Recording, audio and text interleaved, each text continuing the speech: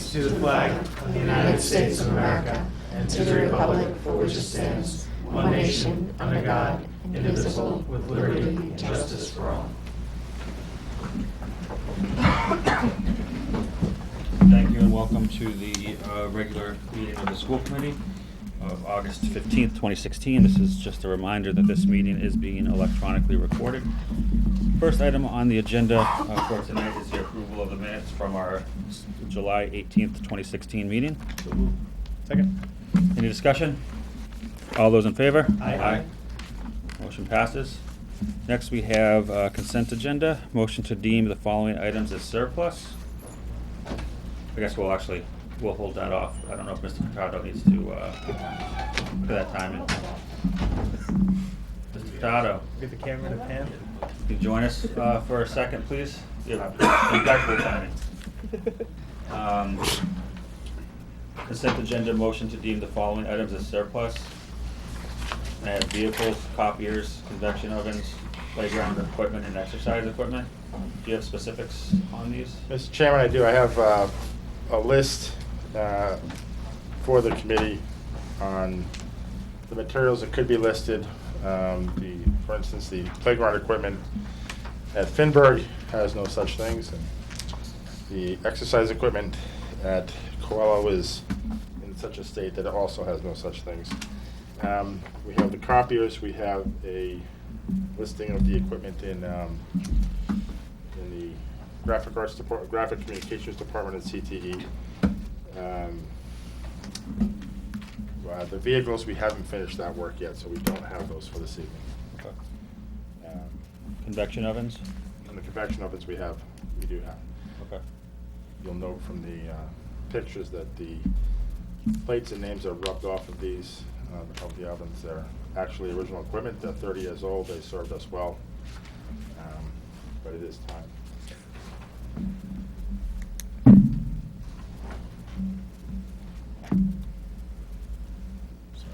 That's fine.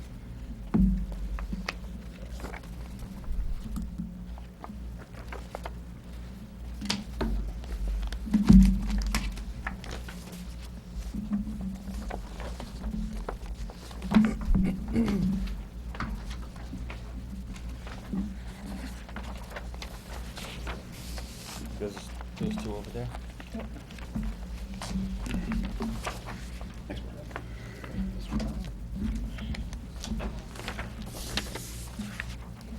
So then what we'd be looking for is a motion to deem the copiers as listed in the materials provided, the convection ovens, the playground equipment, and the exercise equipment all as surplus. Second. Sorry, Mr. Chairman, there's also some CTE graphics communications equipment. The first thing behind the copiers. So it would be a motion.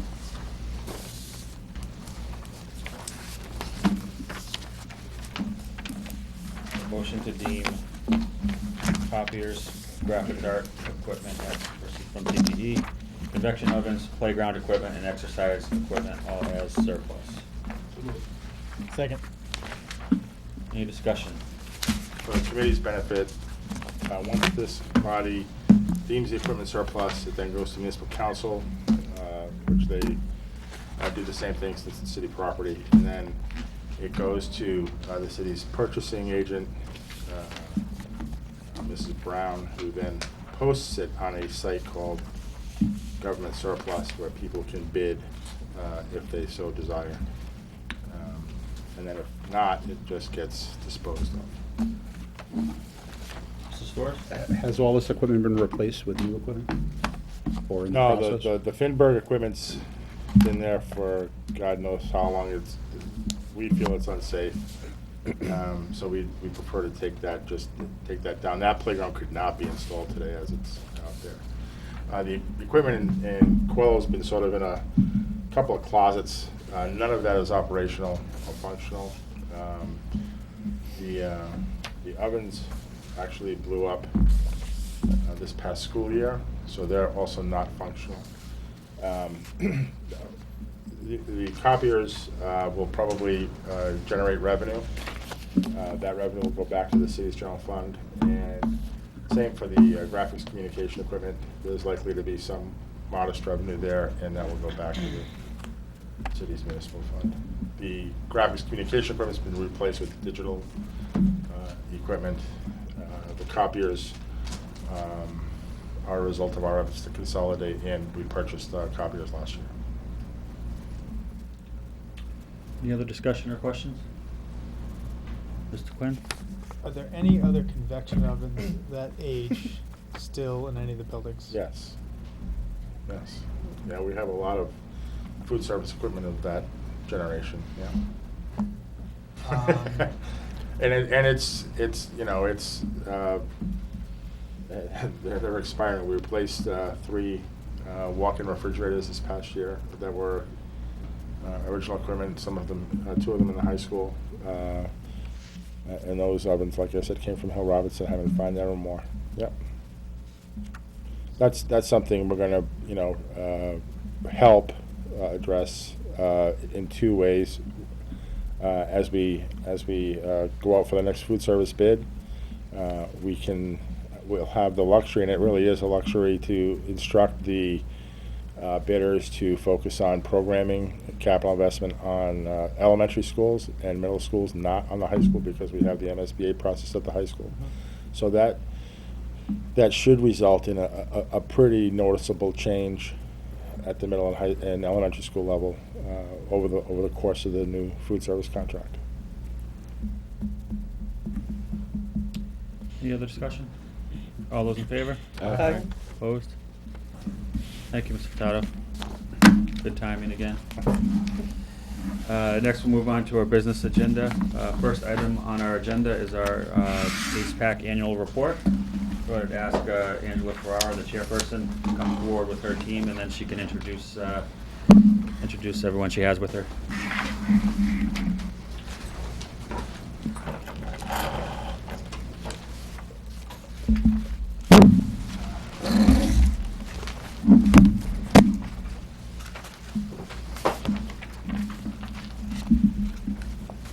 Welcome. Thank you. Nice to see you. You as well.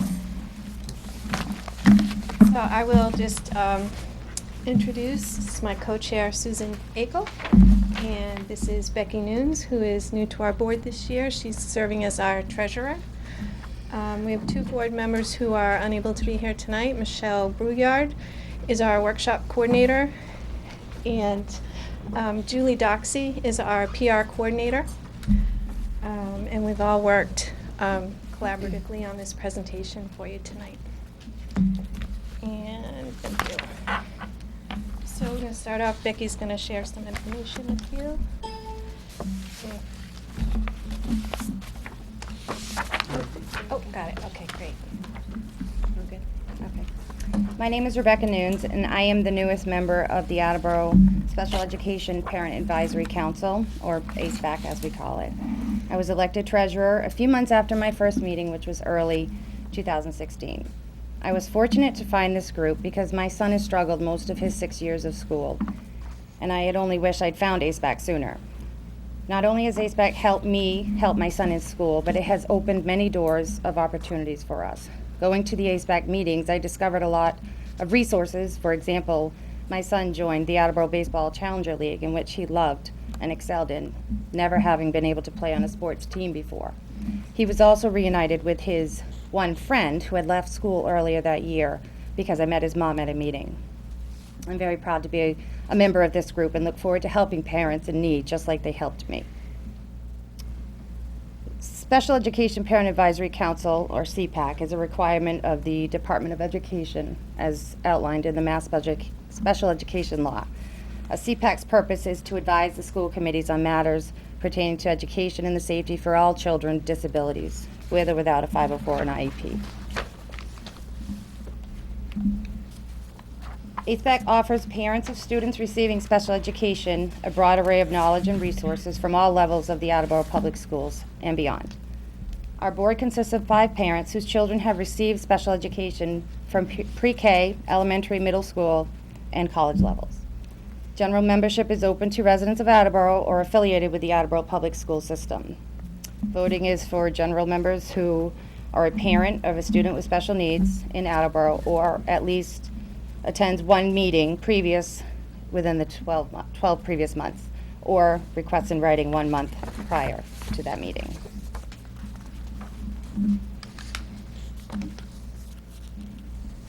As stated previously, I am the newest member joining this group, voted treasurer of ASPAC.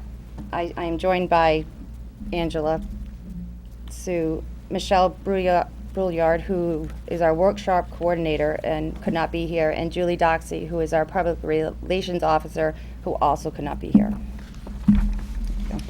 A lot of times the ASPACs can paired to PTOs, and there are some similar things to a PTO, but they're not the same. There are some differences.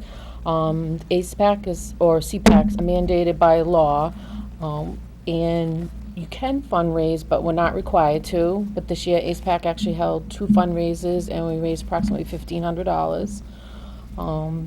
The funds that we do raise need to be deposited with the municipal treasurer on a separate account, which we recently did within the last year. I'd like to thank Mr. Furtado and Roz have both helped us with our day-to-day operation and made that transition smooth. The school district is also charged with assisting us with our operations and activities, and they do help us out with photocopies, there's events.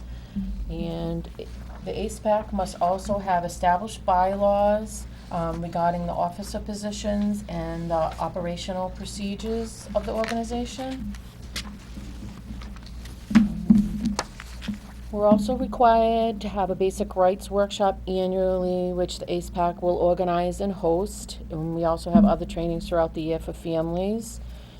We submit an annual report to the administration and the school committee regarding special education, and that annual report is actually in the packets that you got and was emailed to some administration.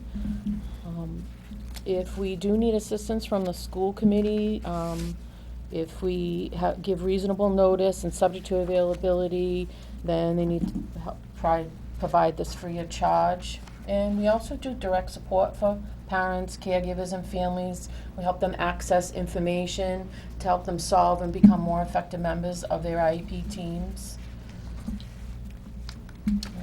Some of the highlights from this past year, we did collaborate with the CTE for the design and production of the buddy benches, and we had 3 dedications this past year at Willett, Studley, and Thatcher. Thatcher actually dedicated 3 benches, one for the ELC, one for the kindergarten playground, and one for the Thatcher playground.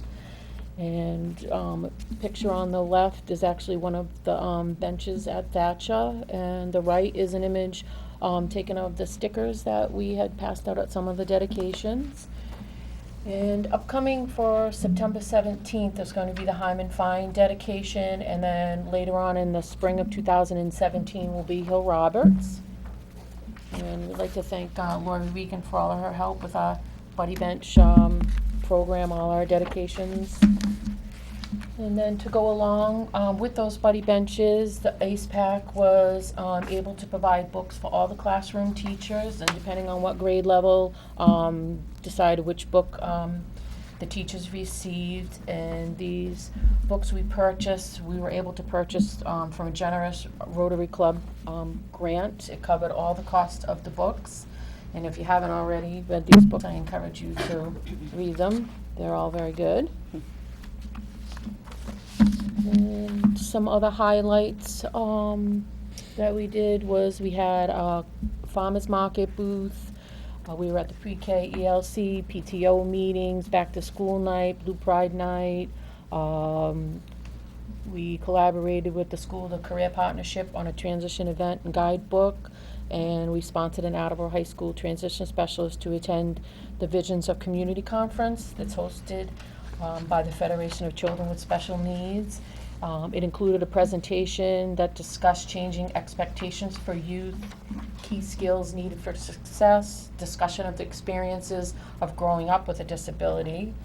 The conference included community organizations, and it also provided an opportunity to visit exhibitors, did some networking, free resources, and an opportunity to meet the Federation staff.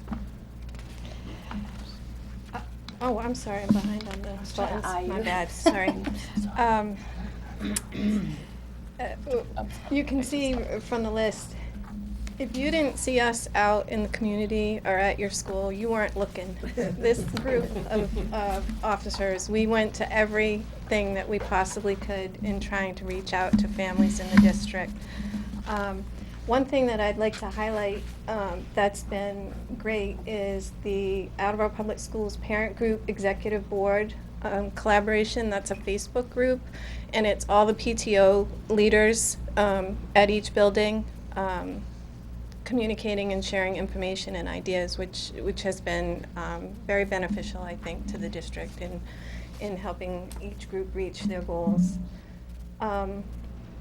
The information session at the high school and the transition night at the Coelho Middle School, those are two events that ACEPAC is passionate about, because the transition from moving from elementary to middle school and then from middle school to high school is really challenging for our families, especially because you're losing a team that you meet with regularly to help support the needs of your student with a disability, and so you have a whole new team, and it just adds to a layer of stress and fear for families. So these information nights are very helpful in getting the special education staff introduced to their incoming families, and it gives the parents a sense of ease in learning the building, seeing the building, understanding what their kids are coming into, and helping mentally prepare their kids.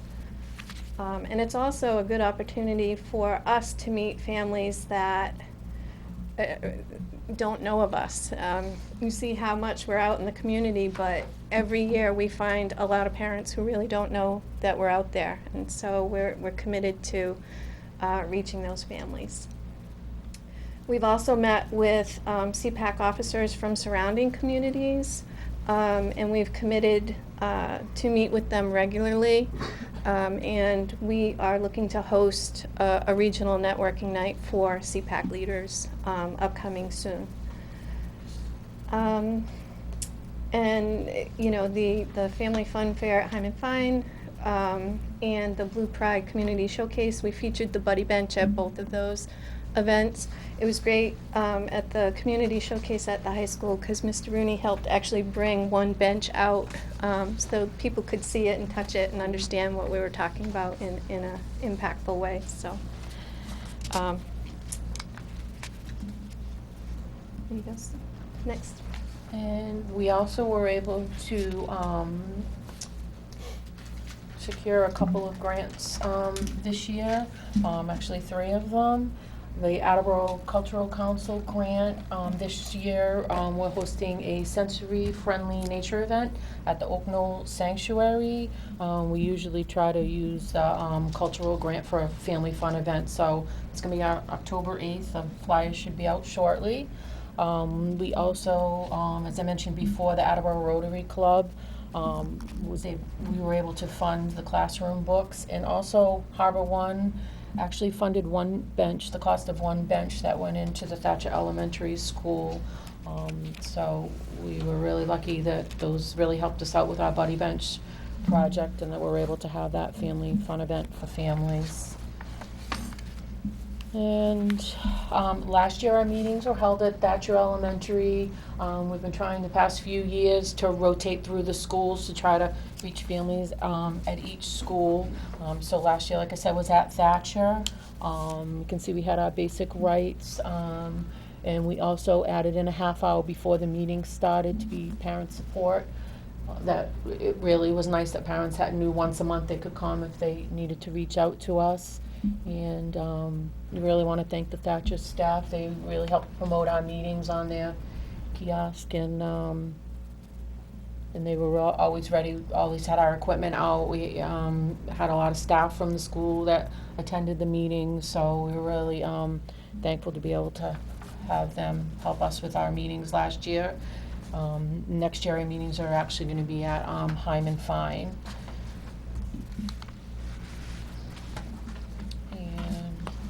We have had, like Angela said, we've been really out and about this past year. 2 of the things we did, we actually had a table at the Attleboro Area Day Games and that was a lot of fun. We all had children participating, so we were able to swap off and man the table, and we had some bubbles and some ring pops to lure the people in, and the kids Did? really liked that. Yeah, and it was a really nice day. Always an inspirational day. Go home feeling good that day.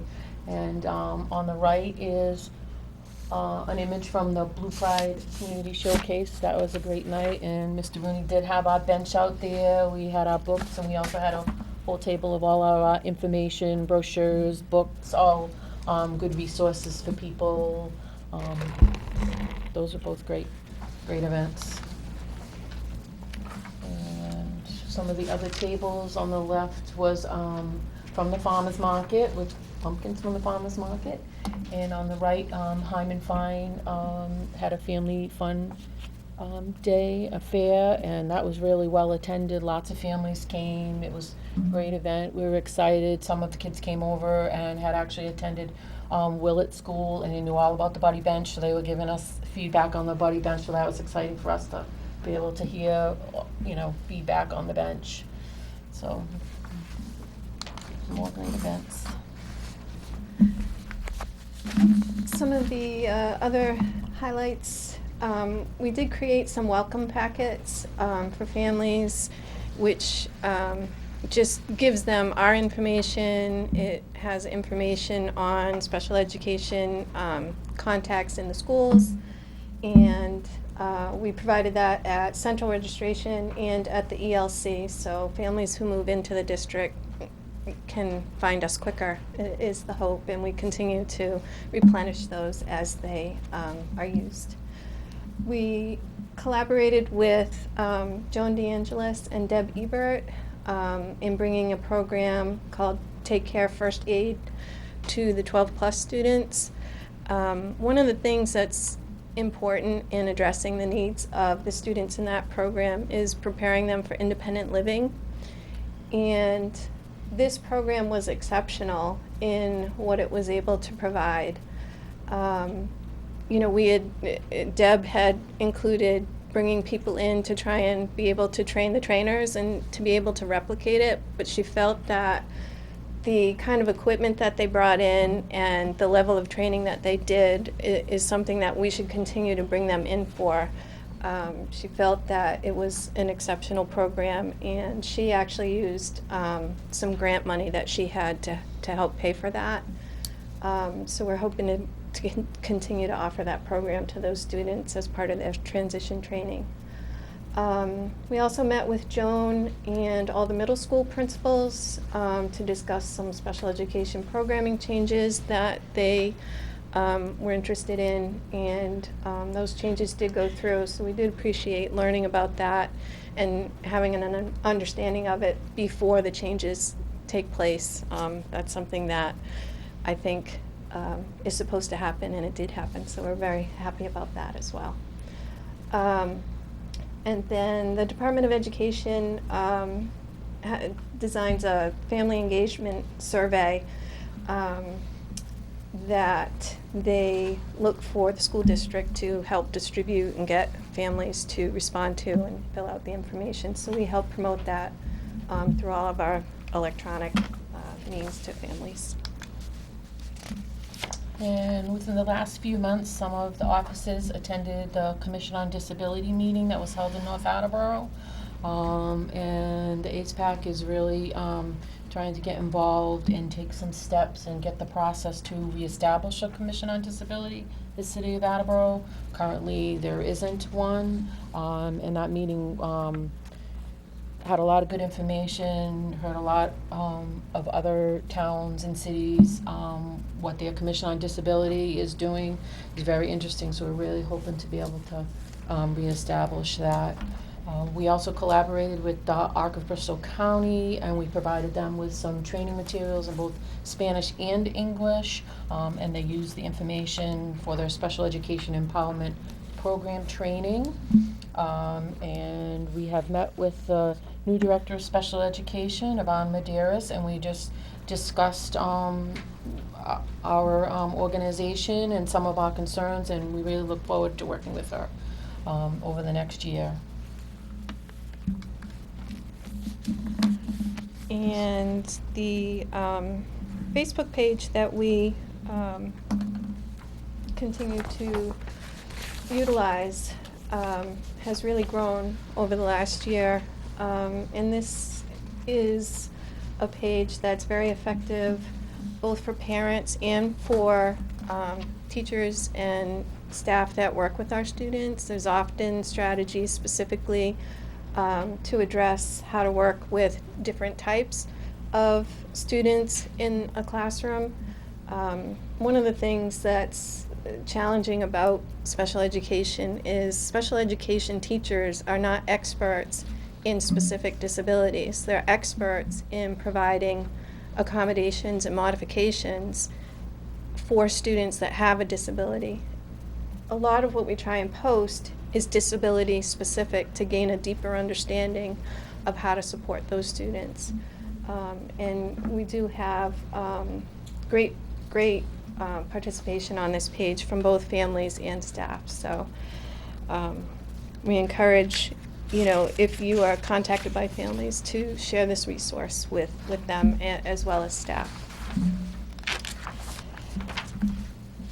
Some of the concerns that we wanted to share with you, and we will continue to address and work with special education administration on. One of our most brought forward challenges from families this year has been school discipline. And this is not a problem that's unique to Attleboro, but it's a national problem across the country. In fact, there has been a recent Dear Colleague letter just this month in trying to address this concern and offering information and resources to school departments so that they can do a better job of helping students with behavioral and code of conduct issues. The required training mentioned on this slide for elementary administrators, on that PQA finding, that is a closed case. That situation was handled and worked out with the administration and the parent. I do feel like the district would benefit from providing more professional development in how to discipline students who are behaviorally challenged, as well as taking a look at the student handbooks and understanding how we can better support administrators in what our guidelines are for handling offenses that are non-violent, non-weapon related, and non-drug related. Sometimes the nature of a student's disability prevents them from actually understanding the code of conduct. And if you don't understand it, it's hard to follow it, and these students will need specific strategies in how to understand it and help them to be within the guidelines of behavior that's expected. And one of the things that we're aware of as parents who have children with disabilities, the dropout rate is highest for students with disabilities, and I really feel that that's tied to students who have trouble with the social, emotional, behavioral component. And so we need to have some positive changes to help these students, to help them be successful, to help them graduate, to help them move on to the next step in their lives. And I really feel that partnering with the parents in understanding what's the best way to support a student, and that comes from the moment the student comes into that building and meeting with the administration, the classroom teacher, the team chairs, and just really gaining an understanding directly from the family as to what works at home, what they understand about their child's specific needs while they're at school. That's valuable information that we need for you to implement in here and help these kids be successful.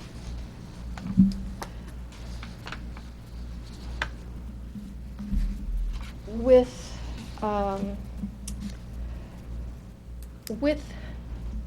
discipline that results in suspension, oftentimes that can be a challenge to get the student back to school, because removing them from school takes them out of a place that can be very stressful to them. And while suspension is a form of discipline, it can feel like a reward to a child who is struggling at school. So we've got to be open and creative in how do we discipline a child who actually needs to be disciplined, with maybe some alternative thoughts on how to best correct that behavior. We did have some concerns with transportation this year, specifically a bus monitor. So I do understand from our policies that we have training for bus drivers and bus monitors, and we just want to make sure that that's conducted annually, so that we're keeping in mind that while students are being transported to and from school, that they need to be safe. Communication. There's always room for improvement in communication in any aspect of life. Understanding a child who has a limited ability to communicate what happens at school to their parents just elevates the level of communication those parents need from the school.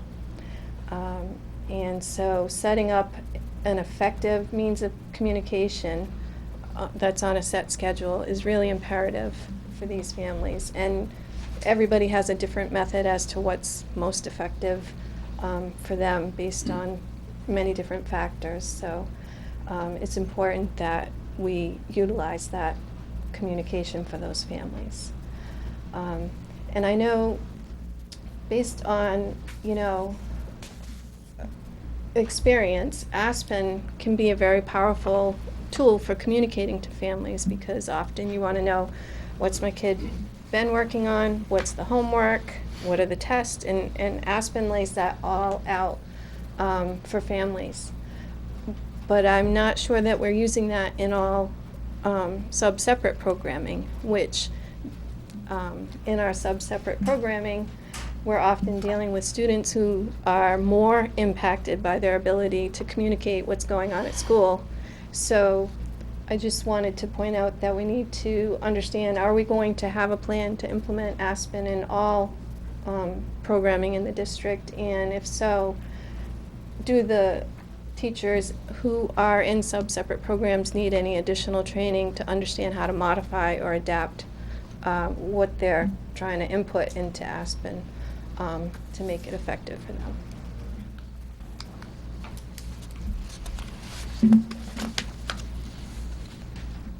And let's see, ESY, extended school year.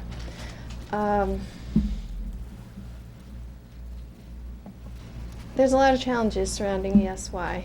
One of the biggest challenges is the timeline for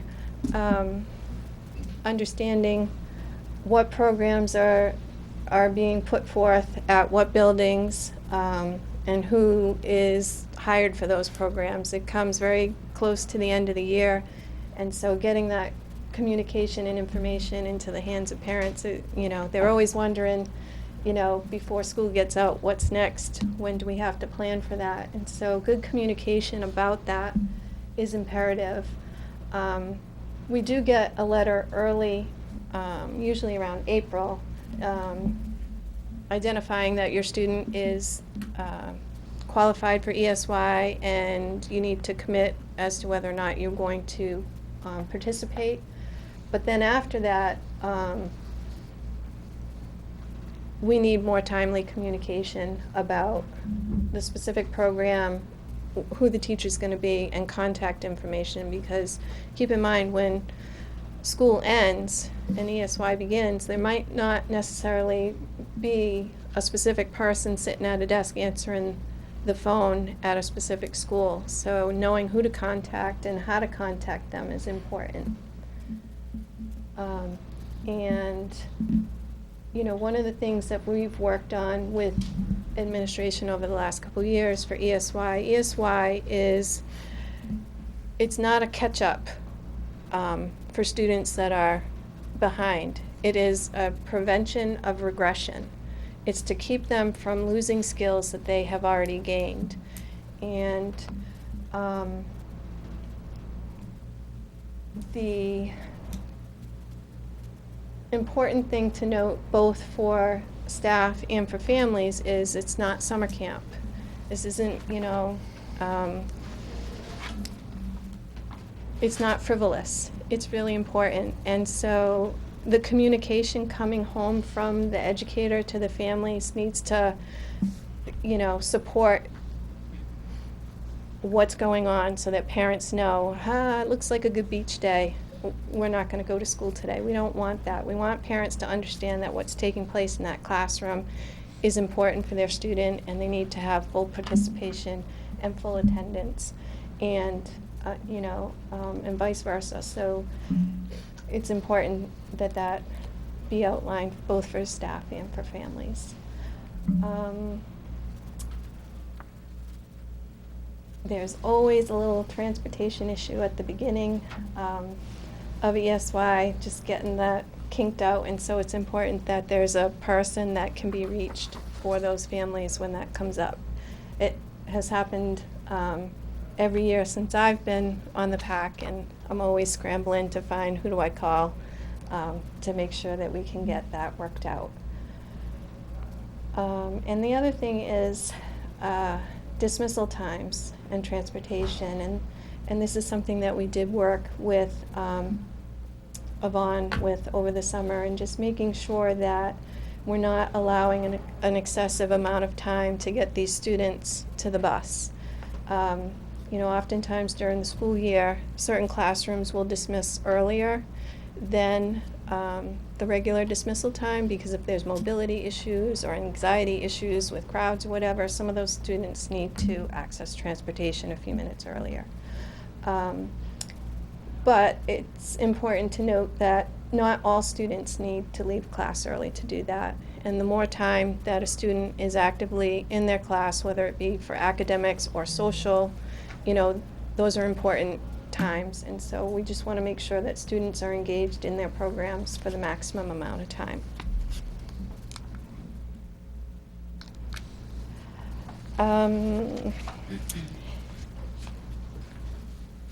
We have communicated with Yvonne about this as well. With discipline being such a challenging part of helping students who need it, we are recommending that the district participate in this training. Dr. Ross Green is considered a leading expert in dealing with challenging behavior in students, and Michelle Garcia Winter is considered an expert in dealing with students with social thinking challenges, and the two of them are combining a program locally, and we just feel like that should be something that this district participates in.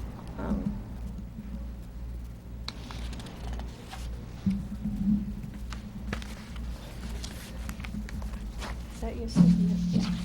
Yeah. And this slide just shows the different various methods and our tallies, a rough tally of how we've been reaching families and caregivers and parents, or how they've been communicating with us.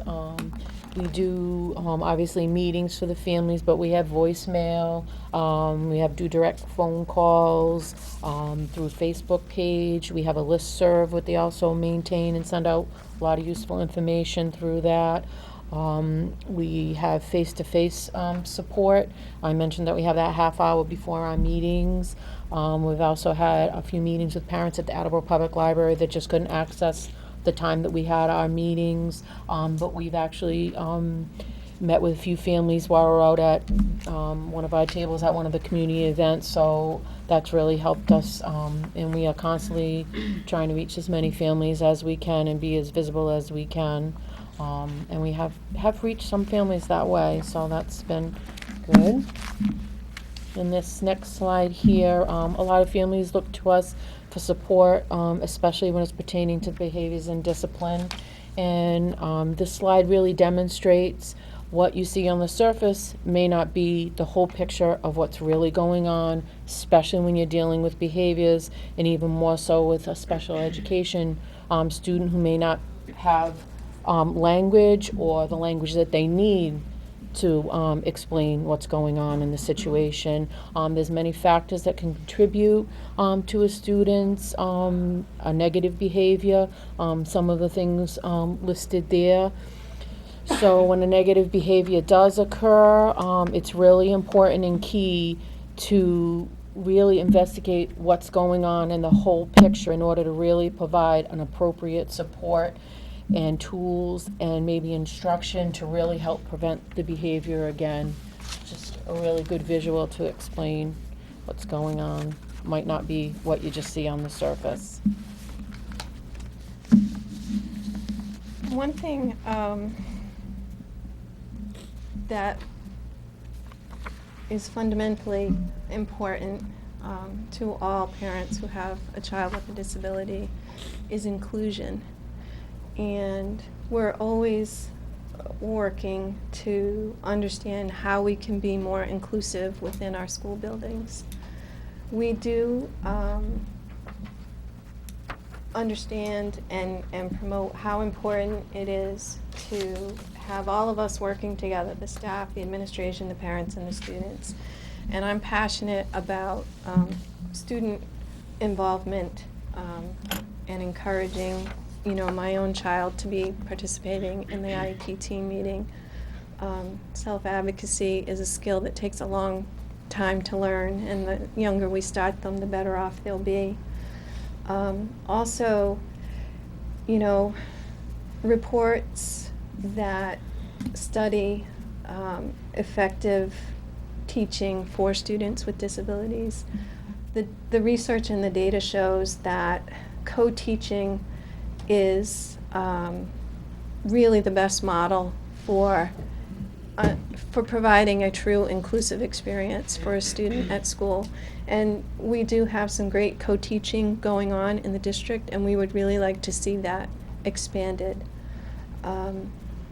It just, you know, we don't have sub-separate banking, grocery shopping.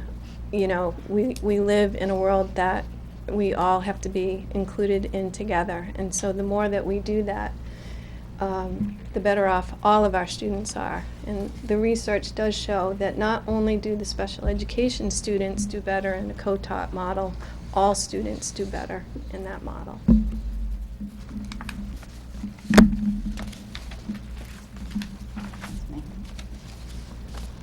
So our goals for the 2016-17 school year, we look forward to completing the Buddy Bench project. As we said, Hyman Fine is September 17th, and Phil Roberts is this spring to be set. And then we'll have that done and feel good about that. We're going to create a recognition program for outstanding services for staff who go above and beyond their work profile to helping and caring for our kids. The Attleboro CPAC Awards program. We're looking forward to updating our bylaws, making them easier to understand, more concrete, to be accessible online. I guess they haven't been revised in a long time. We want to develop a year-end survey for families in order to find out firsthand what is and what isn't working with our special education within all grade levels. We're looking to host a regional CPAC network meeting to gather information from the surrounding CPACs.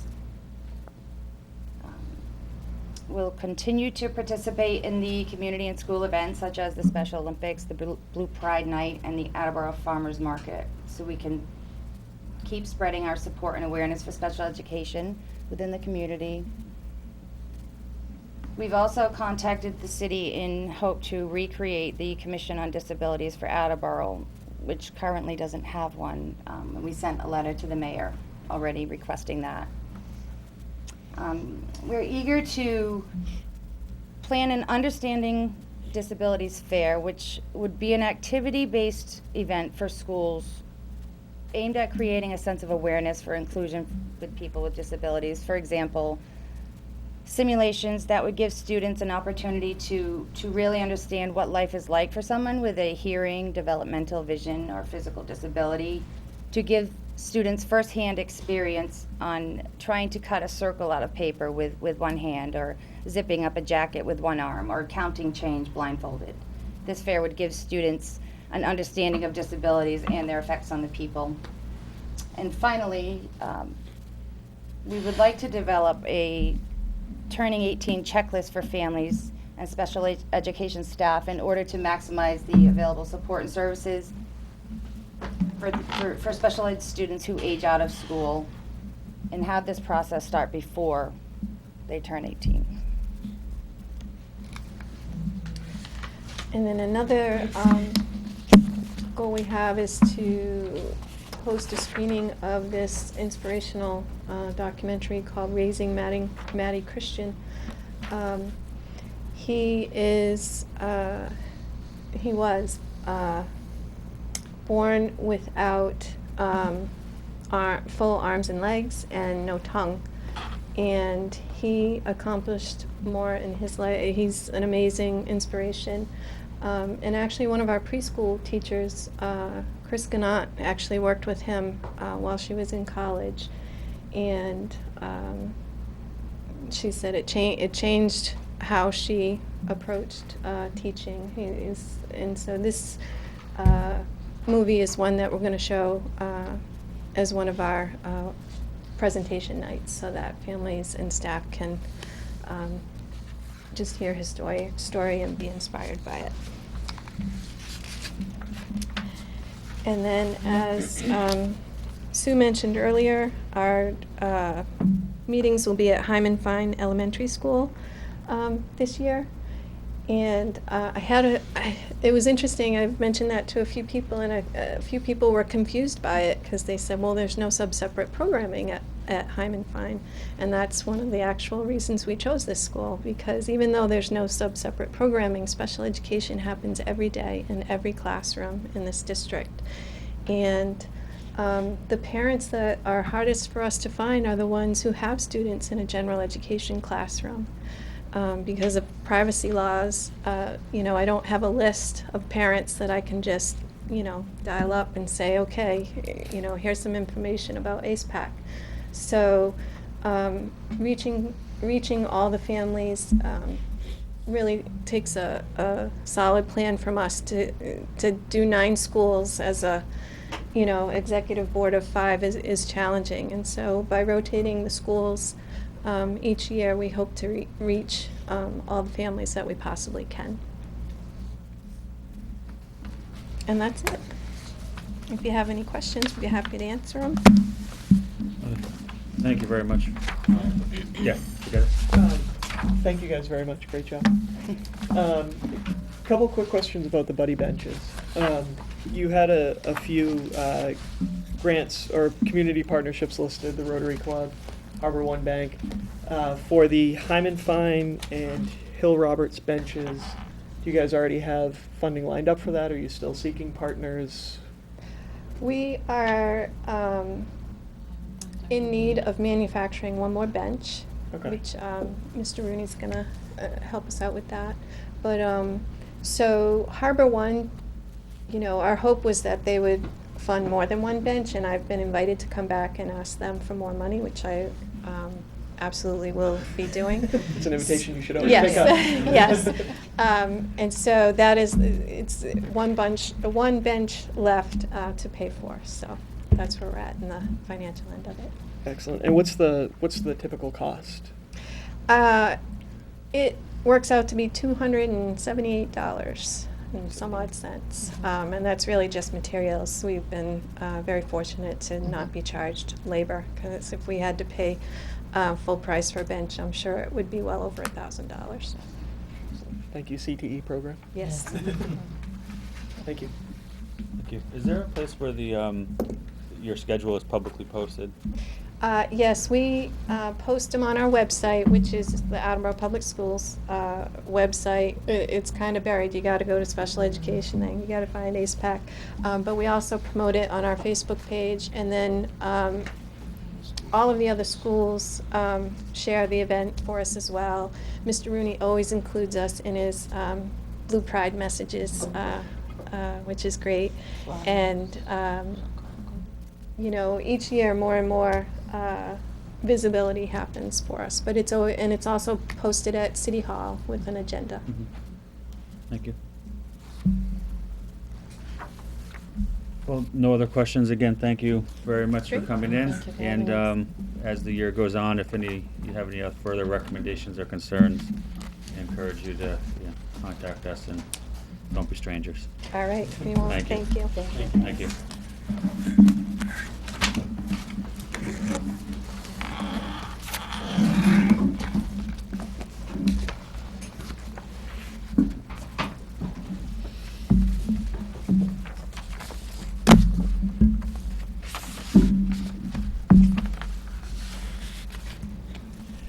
Moving on to the next item in our agenda, MSBA education plan for the renovation of the Attleboro High School. Superintendent Sawyer and Principal Rooney, if you want to join us.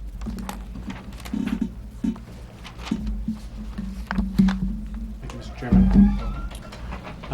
Mr. Rooney and I wanted to update you this evening on the developments on the MSBA project. The school building committee of municipal building committee or commission we've met 3 times this summer. We had 2 regularly scheduled meetings in both July and August, and then we also had a kickoff event at which representatives from the MSBA came and visited Attleboro High School to begin the development phase of our feasibility study. We have, as we've discussed before, selected a designer for the project. That's Castle Booz. And since the kickoff, they have been very active in the building, as both Mr. Rooney and Mr. Furtado can attest to, as they go through and basically do their due diligence in determining the condition of the building and the needs of the building. Is there a technical name for that, Mr. Furtado, that piece of it? The assessment of the building? Yeah. It's just the very fundamental examination of conditions, structural conditions and conditions of materials, walls, support beams, to provide a baseline assessment for the architects to go in and make recommendations. Yeah. So assessment, I think, is the real the key word here. We originally had planned this evening to present the educational program, which is a important component of the feasibility study. It's the expression of the school district of what it is looking to accomplish in the new school building. And it becomes the guiding principle of the designers in terms of what they're trying to accomplish in the design of the building.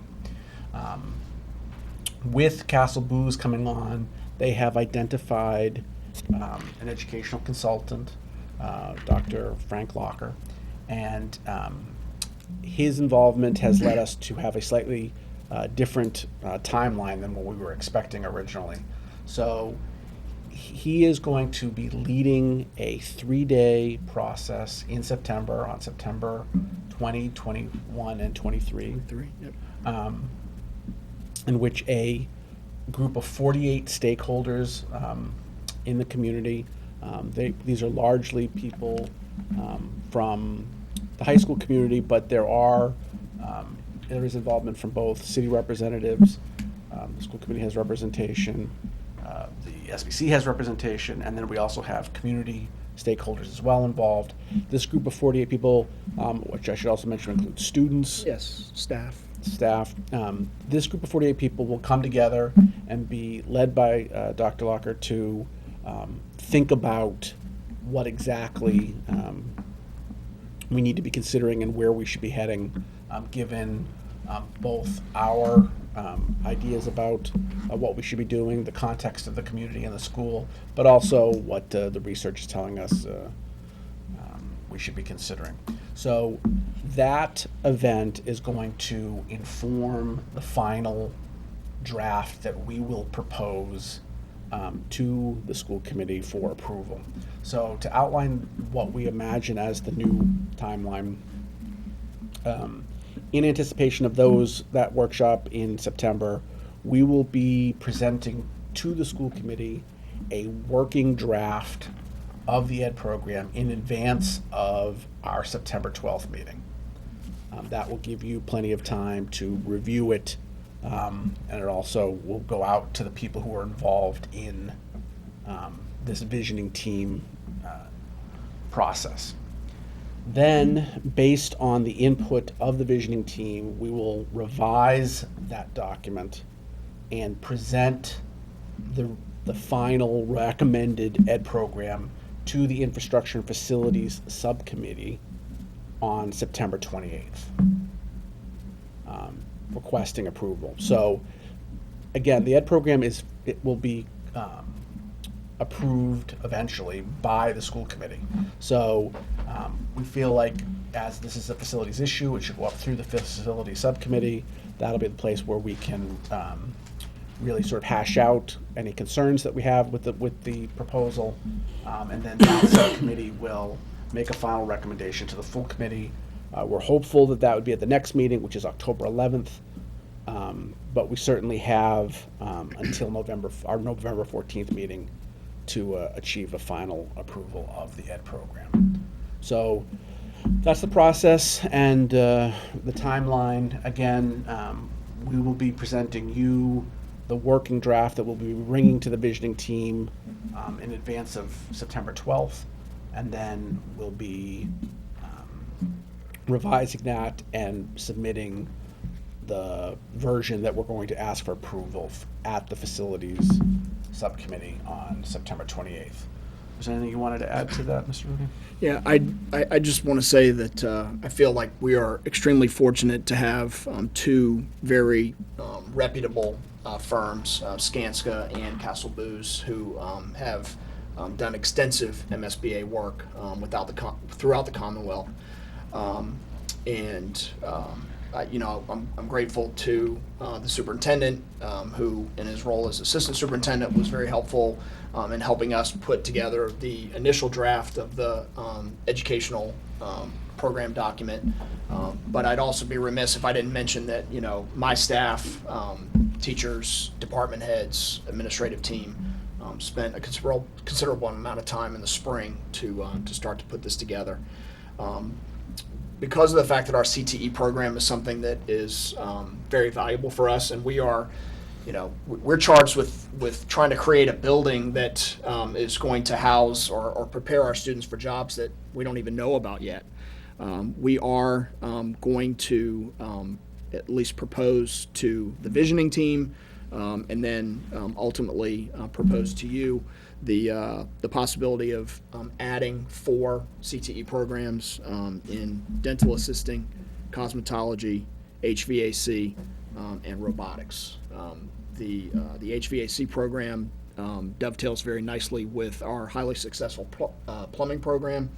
Robotics goes well with engineering, and dental and cosmetology are 2 fields that I'm assuming people are always going to have teeth and need to have those serviced, and also cosmetology is something that is it's been a demand of many of our students for many years.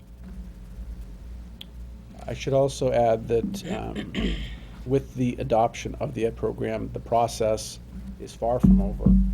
That Skanska will be leading us through the MSBA process, which includes extensive community input, that there will be lots of opportunities to chime in on the proposals that are being considered as through that process.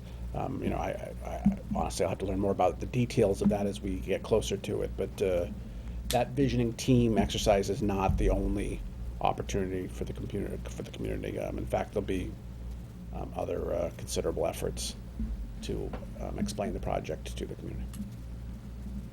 Thank you.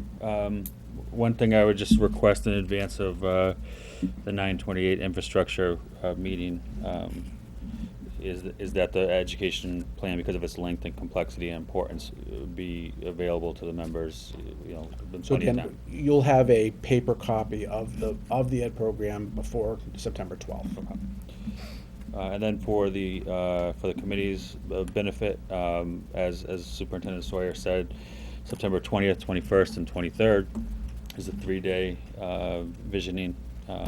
School committee has 2 spots on the visioning team. Mrs. Scales and myself will be attending those meetings, and will report to the infrastructure subcommittee as well as the full committee on those. If I could just mention one more detail about the visioning sessions, we're very appreciative to Sensata. They have agreed to host us. When Mr. Sawyer and I were talking about, where within the district we could put 48 people that would be comfortable and would be, have the infrastructure for technology to be able to have breakout sessions and have these very, very important discussions. We couldn't think of any place. I mean, the library at the high school, would probably would serve it from a space capacity standpoint, but obviously, classes must go on and there'll be a lot of activity. And this is going to be very much of a think tank type environment where, there is going to be a significant focus on our work. So we're very grateful to Sensata for rearranging some meetings that they already had in their auditorium space to be able to host us. And they have also offered to feed us as well. So their generosity is a huge help to us in this process. Mr. Geddes? I think in previous discussions, the 4 programs that you mentioned, HVAC, robotics, dental hygiene, and cosmetology, those are right now the big programs that our students are looking to Tri-County for, correct? They certainly draw students from Attleboro, for sure. Okay, so it's good to know that that's something that's being strongly considered if we have the opportunity to keep more of those students in district, then. Yeah, I mean, it's a combination of there being interest in those subjects and our belief that those are, valuable industries, that they have futures, and that we're preparing kids for something that we believe will serve them well. Yeah, one of the things about the ed program document is that there are labor market study statistics that are in there that show why those 4 programs are programs that we should consider anyway, considering that that we have buildings that are 50 We'd plus be years pursuing old. these programs independent of this project, but just given this moment, Right. this is a great time to sort of do them all at once. Yeah, it's just great to know that there's Yeah. a significant amount of thought going into. We're not just pulling 4 programs out of the air to No, to bring certainly into not. the school. Thank you. Mr. Quinn? 2 questions to kind of piggyback off of Mr. Geddes's.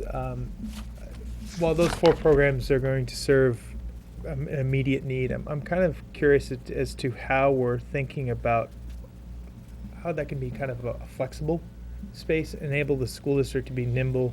As we're talking about jobs, you said jobs are not that are going to exist in the future.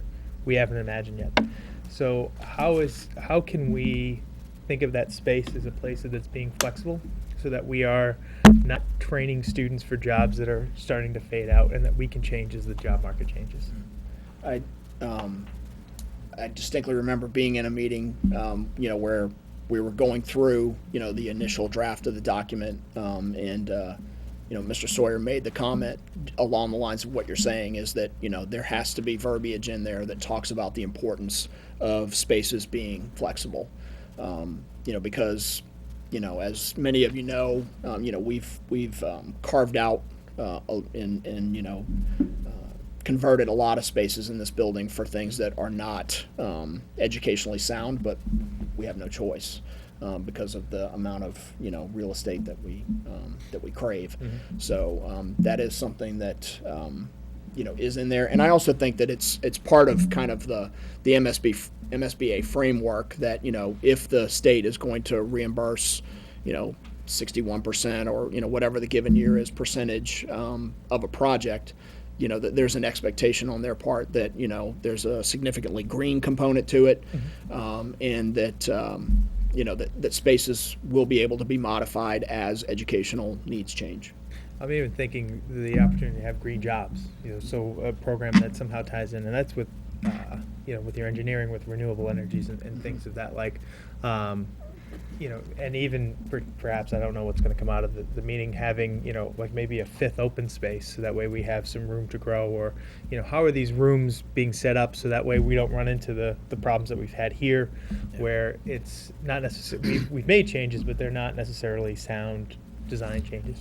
The second question I have is, to what extent has the strategic plan played in the initial drafting of the education plan that's come forward? Well, I was just getting ready to say, when you were talking about the green jobs and things like that, the strategic plan has been invaluable to us in terms of the work that our staff members have done to this point to be able to put this document together. We envision a stronger community connection than what we have already, where people are coming in to have their cars worked on, people are coming into the Blue Pride Bistro. Many comprehensive high schools and regional high schools that go through the MSBA process have a mall of sorts where people from the community can come in and they can get web design services through graphics design, whether business cards printed, different things like that. Obviously we would want the restaurant to be much more at the forefront, to be an even higher quality dining experience. But the personalized learning experiences that are a part of the strategic plan, the relevance that's a part of the strategic plan. I mean, those are things that made our job easier in terms of putting together the initial draft of this document. Anything else? Thank you. Mr. Rooney, I believe you're still up on item number 3 on the agenda, which is the NEASC High School Accreditation Update. So just by way of summary as to how, where we've been, NEASC is one of, I don't know, it's either 5 or 6 national accrediting agencies. They're all regional. Ours is New England, and the accrediting agencies really are a bit of an anachronism from a time before there was educational accountability. So they served a purpose that I think is really being challenged by the fact that in this day and age, we know a lot more about school quality than people did, 100 years ago when these things began. For that reason, NEASC, I think, has faced some challenges in the last few years. There have been several communities who have severed their ties, who have made the ultimate decision to say that, we have the data to say that our schools are good. We don't need to go through this process. And I have to tell you, as both a former co-chair of our accreditation process in 2005, and as someone who went out on a accreditation visit. I did the Lowell Public School, Lowell High School in 2004. The process that NEASC was using was a bit outdated and of I think limited value. Not without any value, but there was reasons for there to be the sort of questioning that NEASC went through a couple years ago.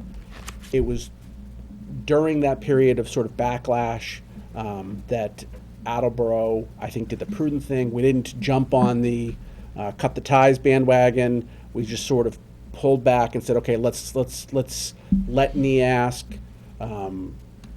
reflect on the situation and come up with their own plan of action, which is what they did. And they're emerging from that now, where they have a revamped process and they are talking about some new ideas to make their work more relevant. And it is in that context that Mr. Rooney provides us an update on where we envision going forward with our membership in NEASC. Yeah, I mean, when we made that decision to pull back, it was certainly not made lightly. We wanted to make sure that it did not impact our accreditation, which it didn't. This certainly, like it wasn't like our accreditation was canceled or anything like that. We are still fully accredited by NEASC. We just simply requested a delay of the self-study process. And again, as Mr. Sawyer said, there were aspects of the NEASC process that, did bring merit. I mean, self-study, self-assessment, self-reflection is important, really, for individuals, for schools, for businesses. So that is something that, that we feel is important.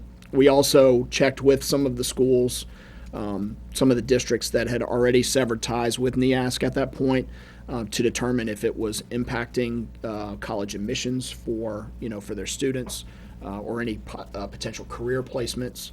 And we had it on good authority that severing ties with NEASC had not impacted them at that point. So, in consultation with the central office staff at that time, we made the decision to pull back. We still pay our dues. We still provide data to NEASC. It was just simply a matter of delaying the self-study process while NEASC was reflecting upon their own work. On July 28th, I went to a NEASC presentation that was led by George Edwards, who is the new director of NEASC. And I did feel that they have made significant progress in terms of looking at themselves. They have reduced the number of standards that that schools are asked to assess themselves on. They also are more open to accepting data that school districts are responsible for through the state accountability process. So, for instance, Attleboro recently went through a CPR, a coordinated program review. NEASC is willing to accept artifacts from coordinated program reviews or any other aspects of the DESE accountability process. I have exchanged some emails with Mr. Edwards since that presentation that I went to on the 28th. And, Mr. Sawyer and I have had a conversation recently about having a conversation with Mr. Edwards about, the next steps for Attleboro. Mr. Larson? I remember the conversation last year and the uneasiness that went along with that conversation, and with every other accreditation that I've been associated with, there's always another global entity that oversees the people that would come in and accreditate us.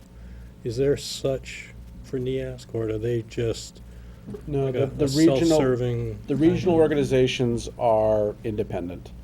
There's a little bit of communication between them, to my understanding, but there are no agreements, and they actually have very different processes as a result. But I guess what I'm saying is they're not being held accountable for their actions At all. by Only by their members. by a more senior Which, body. no, I not guess. by something that oversees them. So really, the only recourse to keep them kind of focused is for members to drop membership. Yeah, them to- they're funded by their membership, so the only way to get their attention was for the members to protest make a about it. ruckus, which is exactly what you got. Right. Okay. Because the process was onerous, and given what schools are facing, it got to a point where people said, what's the value of this? Right, because I mean, costly, too. yeah, that was part of the discussion I remember about a year ago was, who's overseeing the folks that are overseeing us? And it kept coming up blank. Yeah, the answer is nobody. Thank you. Just before we get to any questions, just for clarification, what NEASC acronym, I assume? New England Association of Schools and Colleges. Thank you. Mr. Geddes? So let's, just as a follow-up to your answer for Mr. Larson, because I thought they were reporting to the U.S. Department of Education, so that's not necessarily a reporting relationship at all, it's, They're not overseen by them. okay, They're not accountable to them. okay.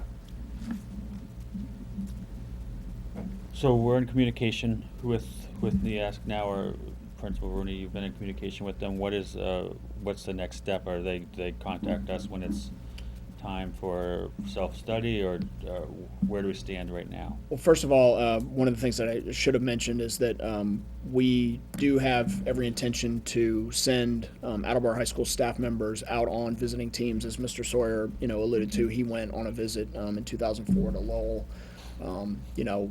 In prior roles and capacities that I've been in other schools, I've been on visits as well. It is the appropriate time now that, NEASC is basically trumpeting that they have made some changes. It's probably the right time for us to send some folks out to actively participate in an accreditation visit. So it's our intention to see what might work for visits that are coming up in the fall or in the spring, to send some Attleboro High School members out. We haven't set a timeline for when we're going to sit down with Mr. Edwards about, the next steps for Attleboro, but that is something that the superintendent and I have every intention of doing. So essentially, at this point, we're re-engaging with them. Is that fair to? Okay. Yeah, and exploring how this is going to play out for us. Okay. All right. Mr. Quinn? And just to clarify, correct me if I'm wrong, it was NEAS that sent a request to Attleboro Public Schools for participation, correct? For having people participate on site visits? Yes, they're always looking for people. They're always looking for people, so they want people from places that are still accredited, so there was still that relationship in place, which I think is important, that it didn't expire, that NEAS was going through a significant overhaul of their own process. So rather than participate in an evolving process, we did the prudent thing that many other districts were doing by waiting. Yeah, under normal circumstances, they wouldn't have tolerated, us taking a time out. But we are hardly the only community that chose to handle this situation the way we did, which again was the more moderate one. Right. There were several that just walked away and said, we don't need this anymore. Thank you. Thank you, Principal Rooney. Thank you. Next on the agenda, Mr. Furtado, you're up again.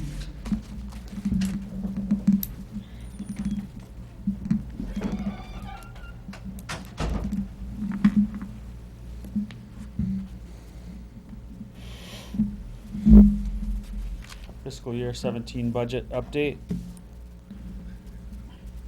Yeah, Mr. Chairman, we kicked off the year. I've had multiple meetings and discussions with the city auditor to discuss the closing of 16 and the start of 17, and everything is in place, and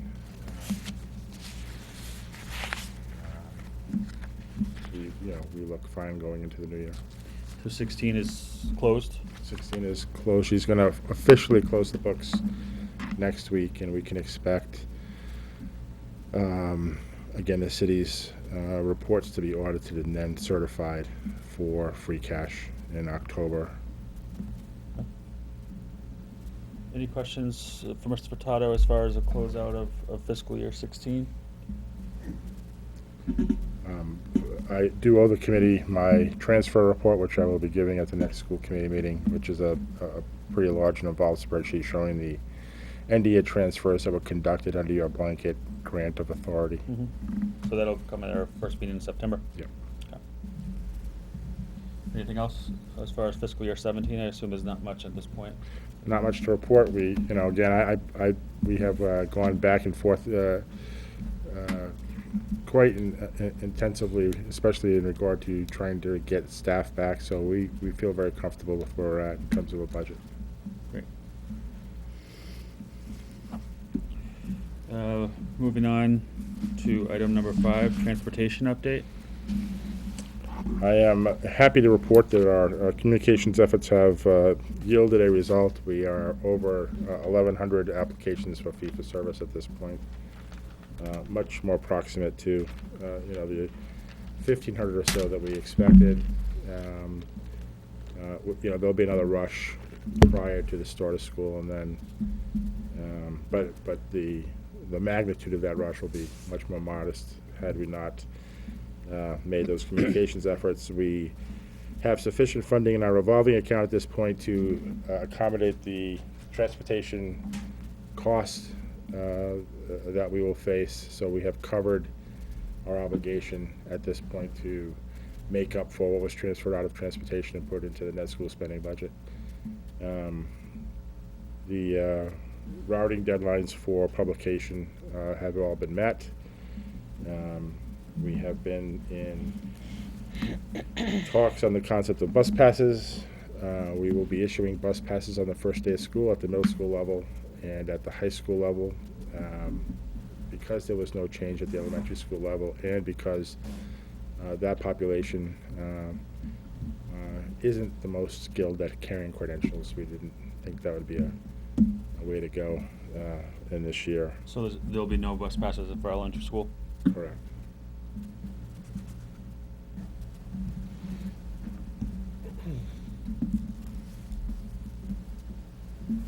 The trade-offs of losing a pass and having an anxious young student isn't worth the benefit of having a bus pass in their hands.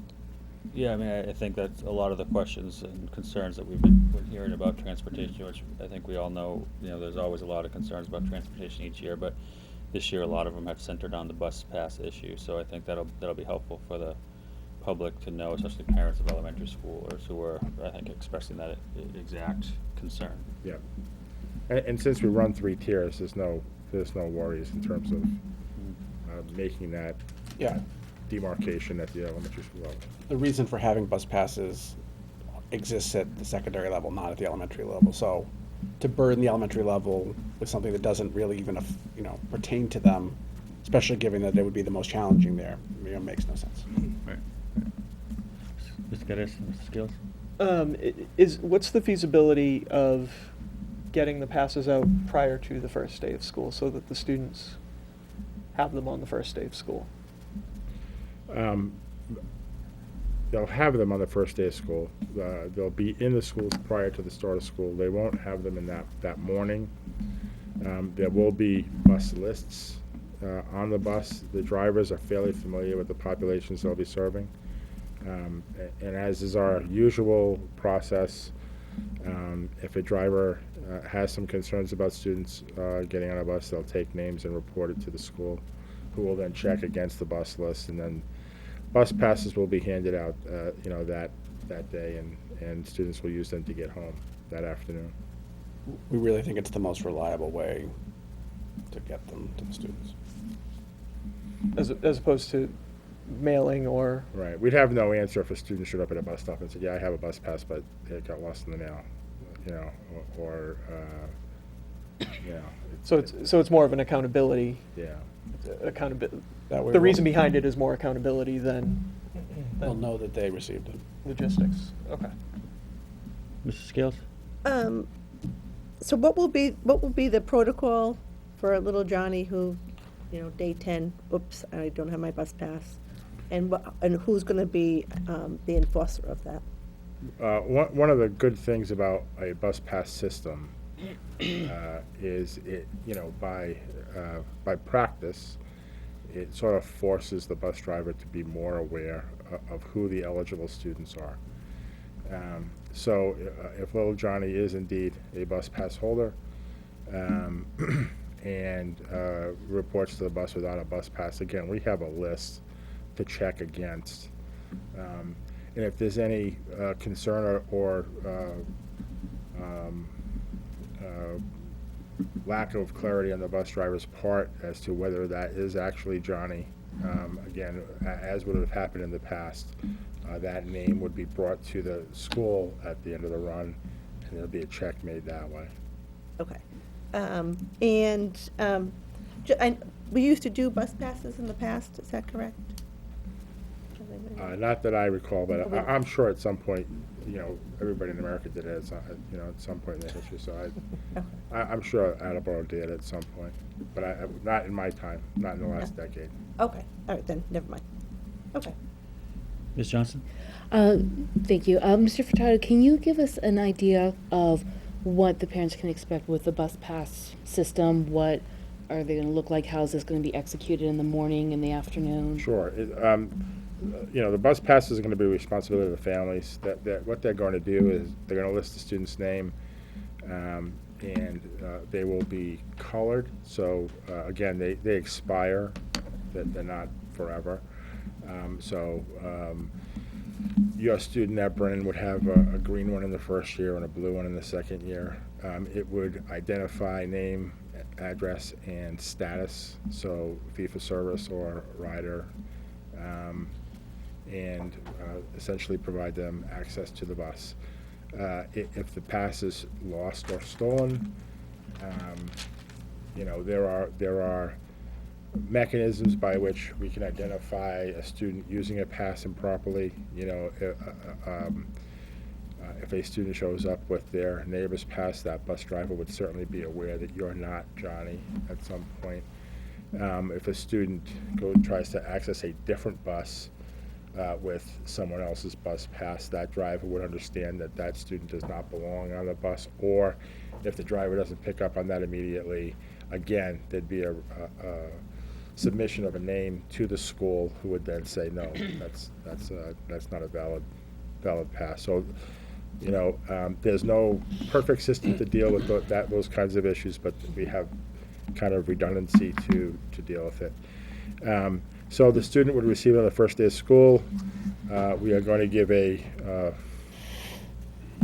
lanyard, thank you, to accompany the pass, so the student could elect to have it that way. Again, it would be required to access the bus. Do we know yet, is this going to be something that they display? Is this going to be scanned? Is there going to be a It proximity won't be fob? scanned, and the reason it won't be scanned, there are scanning systems, and we'd be very anxious to incorporate those. We're in the last year of our transportation contract, and the bus company wasn't willing to subject the buses to that equipment. You have to actually install equipment on each bus. At this point, it'll be a requirement in our RFP going forward, so it'll be part of our system going forward. Okay. So yes, it'd have to display it. The driver would make note of the name, make the association between the name and the face. And again, if that association does not take place, they have a bus list to check against, and if that doesn't prove fruitful, they can go back to the school. Mrs. Doris? So, just hypothetical to get an understanding. So, little Johnny, 5th grade, shouldn't be on the bus but shows up anyway because he hasn't signed up. He's brought to school because they're not going to deny him on day 1 or day 2 or what have you. But that name is going to be submitted at some point to somebody to verify whether that student should or should On not. that day, they're going to be taking attendance as students come off the bus. Okay. And that's normal practice anyway. And, over the course of that, and that's why we have this frozen period that the school committee grants, because over the course of those 2 or 3 weeks, we do our best to weed out that population. So now I would imagine that afternoon or sometime the parents would be contacted and said, you're not signed up for the bus, so little Johnny needs to be picked up. Yes. Is that correct? Yes. Now, what if the parent at that time says, I want to sign him up? Is there a drop dead date? What would happen in that situation? Is it availability, still able to do it at that point? Well, again, there's a frozen period, and we anticipate that having bus passes are going to make that weeding out process much quicker. What happened last year is as we get out of the woods and sort of weeded those students off the buses, which was earlier than the end of the frozen period, we started to accommodate students knowing that there were seats available. So we use the frozen period to do the weeding out, but we do not, we try not to leave students hanging if we know that there are seats on the bus. So it's all going to be based on availability. Yes. In the information that was given to parents regarding the transportation, the bus cost, was there a deadline? I know there was a deadline for sign up, but was there a you can't sign up after this period kind of deadline? Prior to the change in policy, there was a June 30th deadline. After the change, and we reposted some of the materials on the website, there's no specific deadline. Again, we're the first year of a new policy. But there is a clear identification that you're out of luck after August 19th until, I think it's September 22nd.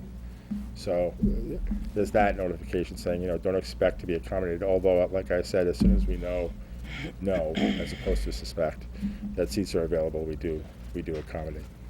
Thank you. So the information that's gone out to parents and that's been public is if you're not signed up by August 19th, your child won't be guaranteed a spot or won't have a spot on the bus until after September 22nd, I believe. 22nd. However, if we're able to, you're saying now, and as we've done last year, I think was The practice is to.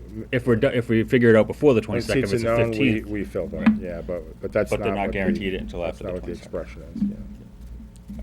Mr. Geddes? Thank you. Just trying to imagine the logistics of it, because I mean, you've got a bus driver. I know we had an incident last year where a student was minorly injured in an incident. So you've got a bus driver worried about kids crossing the street, oncoming traffic.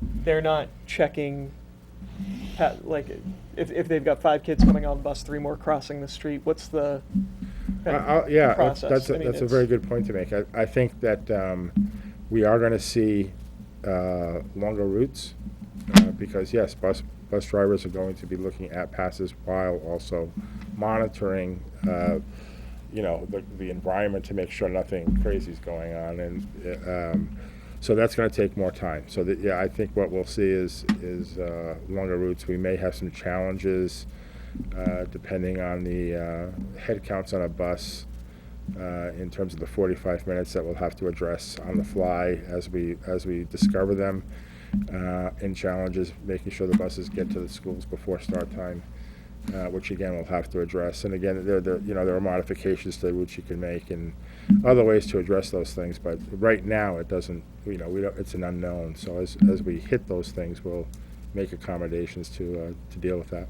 And so you mentioned attendance being taken as students get off the bus. So someone has There's a a pass. teacher, there's a teacher there with a list and says, you're Sam, you're Judy. Okay. And then for those that are not on the list, notations are made and families are called. Okay, so the bus driver is making I'm also thinking as a commuter that often gets stuck behind buses. Are the bus drivers at the stop with the stop sign out still writing names down of people or is that happening as the students get off the bus? I think the driver does that when the bus is stopped. I don't think they do that when students are boarding. So in other words, there's 6 students at a bus stop, 4 of them are suspicious, and all 6 get on the bus. The driver is going to write stuff down prior to taking off, and then when they get to the school, there'll be a list that's given to the teacher who's meeting the bus at the school, and for the teacher to do the due diligence and find out what that population's all about. Mr. Quinn?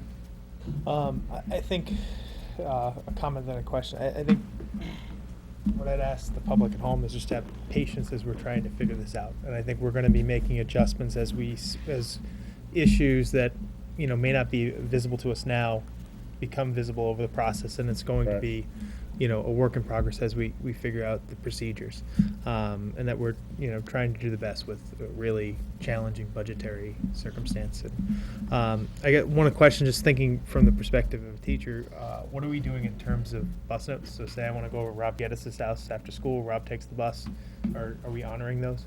The school committee has a policy for a single transportation address, so no, we typically do not honor those. In general? In general, yeah. And that's been past practice, so that's been long and long-standing. All right. Mr. Larson? I mean, I think as in past years, people are going to find that the first week or two of the school bus routes, it might be a little longer, but I think, within a week or so, the bus drivers are gonna recognize everybody's face, and Yep. they're gonna recognize the bus driver's face, and those things all have a way of smoothing themselves out over about a week and a As half. Mr. So, I mean- Furtado I already mean, they're no said, different than in past years, so, I mean, most of the bus drivers are familiar with the routes already. right, that's what I'm saying. I mean, And they've had them for years, you know. I Poor Barbara on bus 13, you know, has to deal with the Sawyer boys every year. So, you know, really, the bus pass is about helping to bring the status of the rider more to the attention of the driver. Yeah. But the drivers largely know they know. the kids on the bus. That's always been the case. That's not going to change. Mrs. Storrs? So I know we've talked about this when we were putting this into place, and, you know, it's unfortunate, but this requirement for us to enact this, we know it's going to possibly lead, if not likely lead, to more drop-offs in the morning and also more walkers. Have we heard anything regarding the city side of staffing for crossing guards and what have you? I've heard some rumors about that raise concerns, and I'm not sure if that anything's been relayed down to us. Yeah, it's a complex answer. We don't have any specifics on crossing guards. However, we had a very positive and broad meeting with the police department on a wide variety of safety concerns and issues that they expressed to us and that we were able to share with them as well. And I think the real positive thing to come out of that meeting was that they are willing and open to improving the processes that we go through for these kinds of issues, and so we have something to kind of build on now, and I would anticipate relatively soon to have some recommendations for the committee on all of the things that will be discussed with the city's police force on safety. Mrs. Scales? Just quickly, on the bus routes that were Yes. published in the paper, I guess, like, there were some errors, and that's to be expected, but the ones that are published on our website are the correct routes? And Yeah. all the Okay. Yeah, there was an issue with Quello that was fixed on the website, and Okay. I think one of the, but yeah, they've As all it been stands addressed. right now, what's on there is good. Okay.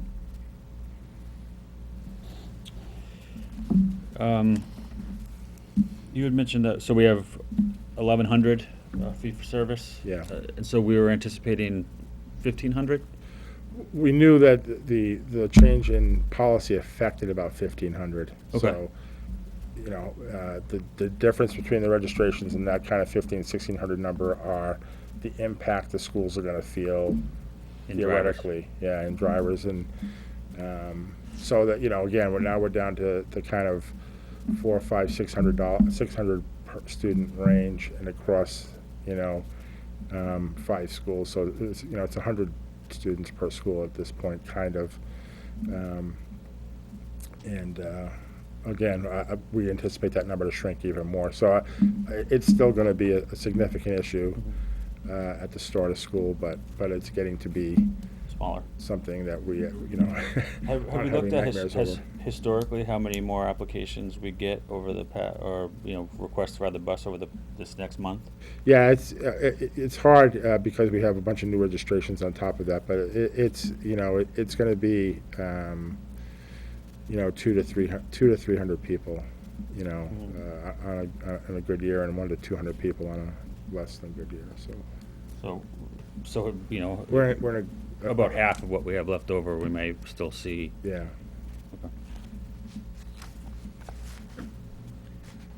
Any other questions on transportation? All right, thank you, Mr. Furtado, although you're up again.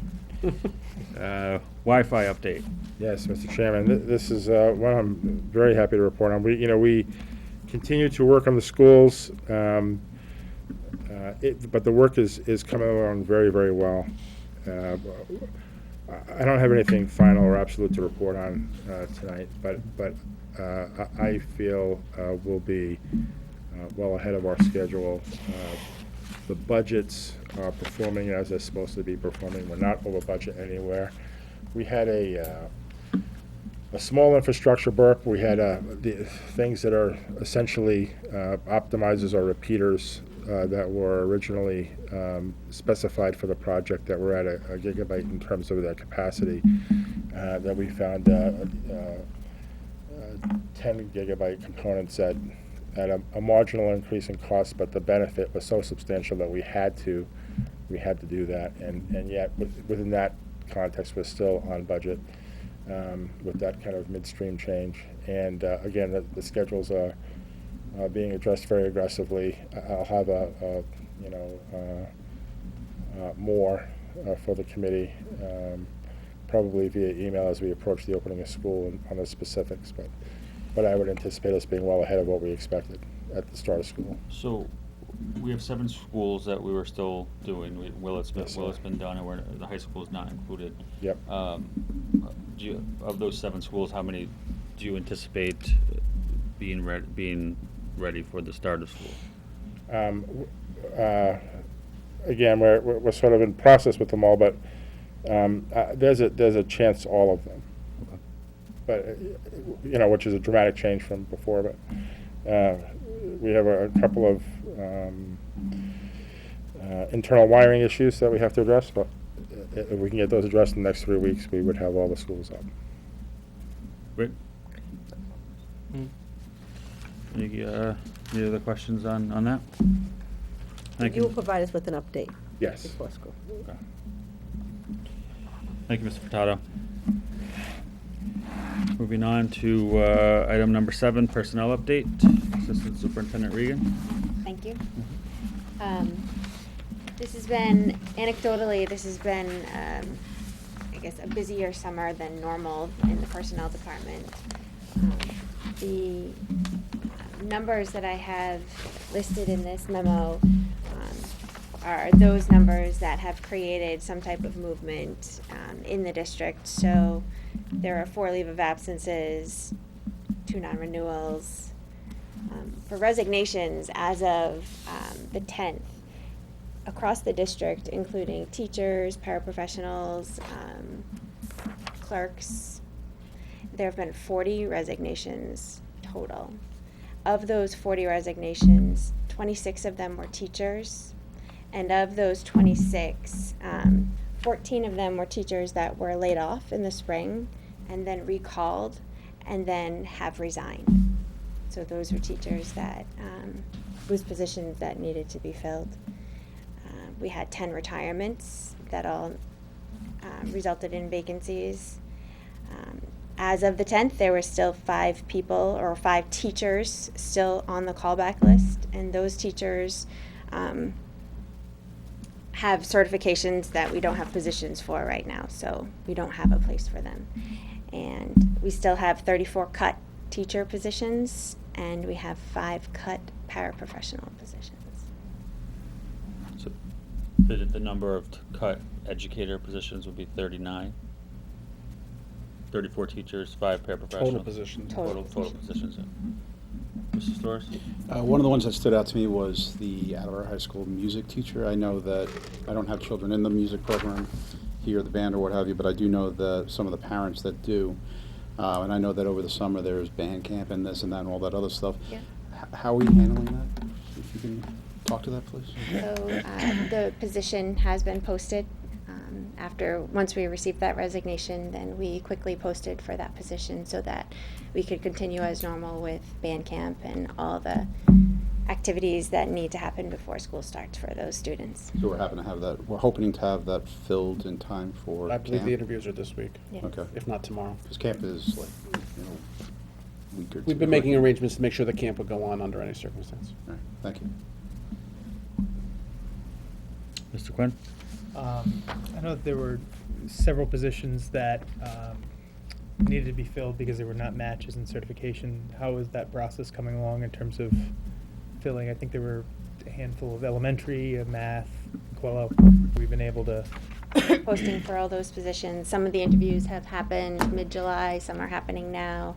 I'm meeting with a series of teachers coming within the next few weeks so that we can get them into our induction program because they will be new teachers and so that they'll be ready for the start of the school year. Do we anticipate having all those positions filled by the start of the school year? And this question will be a little bit putting putting the two of you on the spot, but do you know of those 34 cut positions, how they are spread out throughout or throughout the levels, I guess?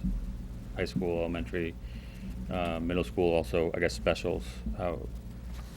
I don't have an exact accounting, but I can say that it's probably, I would say about half of them. So a half of the positions are cut at the high school, which is a third of the district. Mm-hmm. I think the middle school and elementary cuts are relatively close, although we'd have to go back and count to give you an exact number. So rather than it be like 10, 10, and 10, Yeah. it's like 15, was it 7 and 7? Yes, And roughly. Do we know how many positions were cut the years before this past one? I know we've talked about in general, the fact that we've cut positions several years. Again, we didn't prepare for this question. It's just something that popped into my head. I don't know if that's something we know about, how many positions we've lost past.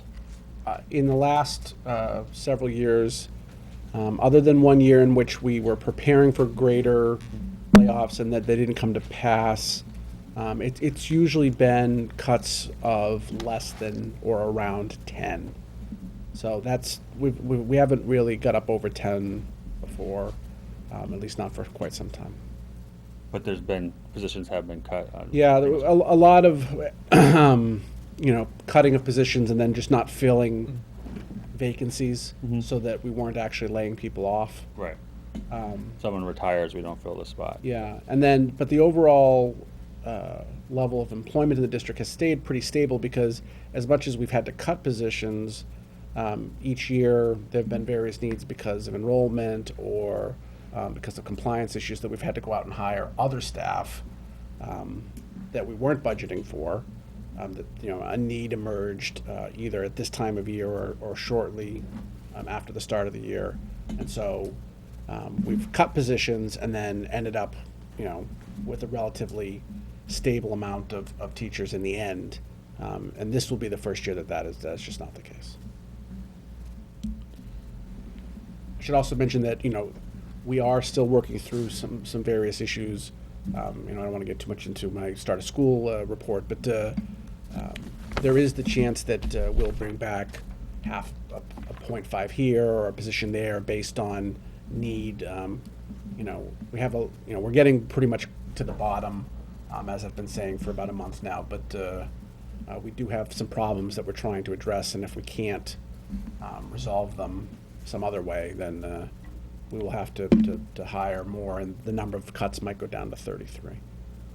But it's not going to go beyond that. Mrs. Storrs? Looking at the list of resignations, the thing that really popped out is all but one was a teacher hired or a professional hired within the last 5 years.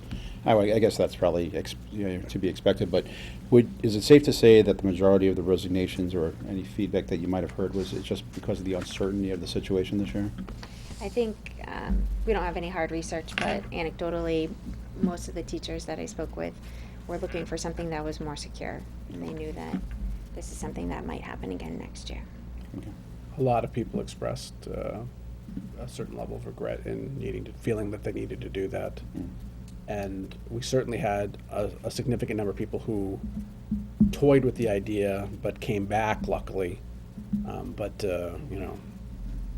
There's certainly quite a bit of thinking on that line across the district. Thank you. Mr. Flynn? Are there a couple people on that list who may not have been riffed, but were getting close enough to that bottom that they left before? Yes. So I guess it's just there are more ramifications than just those people who were laid off and thankfully were called back, deciding to seek a little bit more stable ground. It's people who are looking around, saying, next year it could be me. So that's something that we got to be mindful of as well.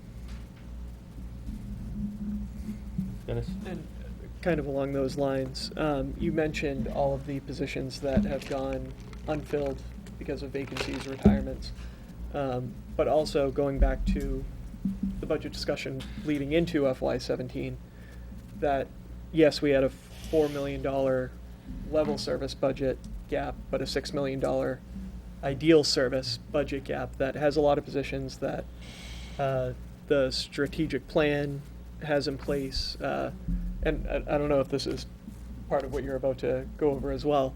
But there's a lot of everything from central down to classroom staff. There's a lot that we still want and desire and think we need to function optimally that needs to be considered as well. To be very clear, $6 million wasn't ideal. That was identified need. $4 million was level service. We believe that we are understaffed currently, therefore there's a need for more staff than just level service. Right. And of course, we've gone in the wrong direction on that. Thank you. Just continue. Anything else with the personnel report, or? Yes, I have an important update. Last week, we received the resignation of Joan DeAngelis, our Director of Student Services. This is a difficult time. I mean, central office is short-staffed, as you all well know, to begin with, so there's never a good time to have a vacancy.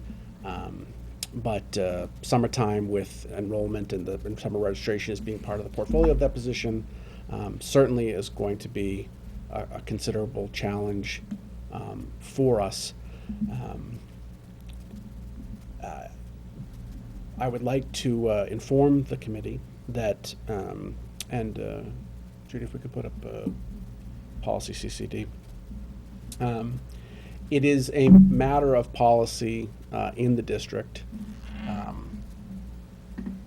that central office, in theory, holds the 4 administrative positions that are by law, the discretion of the school committee itself, and those are the positions above the first black line. But then there are another 4 positions that we are supposed to have theoretically, which are central office administrative positions that are at the discretion of the superintendent, and then below the second black line are the building-based administrators, which are also part of the superintendent's discretion. So of the 4 positions that we imagine and believe that this district needs to function appropriately, we currently have 1. And in this moment, with Ms. DeAngelis' departure, I believe it is a responsibility on the part of the administration to think about which of these 4 we want to utilize in replacing the vacancy that she has left. Obviously, in this context, we cannot be adding positions. But we have 1 of these 4 positions. We're going to have 1 at the end of this process. The question is, which of the 4 do we think that we should bring back? In discussion with my team, we are of the opinion that based on our skill set and the dynamics on our new team, that the greatest benefit to the district would be to go out and at this time look for the personnel director position. We believe that all of these positions are vital. They all represent work that the district needs to be engaged in, and so it's hard to say that one is somehow more important than the other. They're all important, but we believe that by redistributing the student services position among my team, we can accomplish what we need to accomplish and bring in that personnel director piece that we have spent a great deal of time over the last couple of years discussing how that's a position that this district really needs, and we think that will, more than anything, and I can say this from firsthand experience, that the chief academic officer in this district is completely distracted by the daily grind that being the personnel director absolutely requires.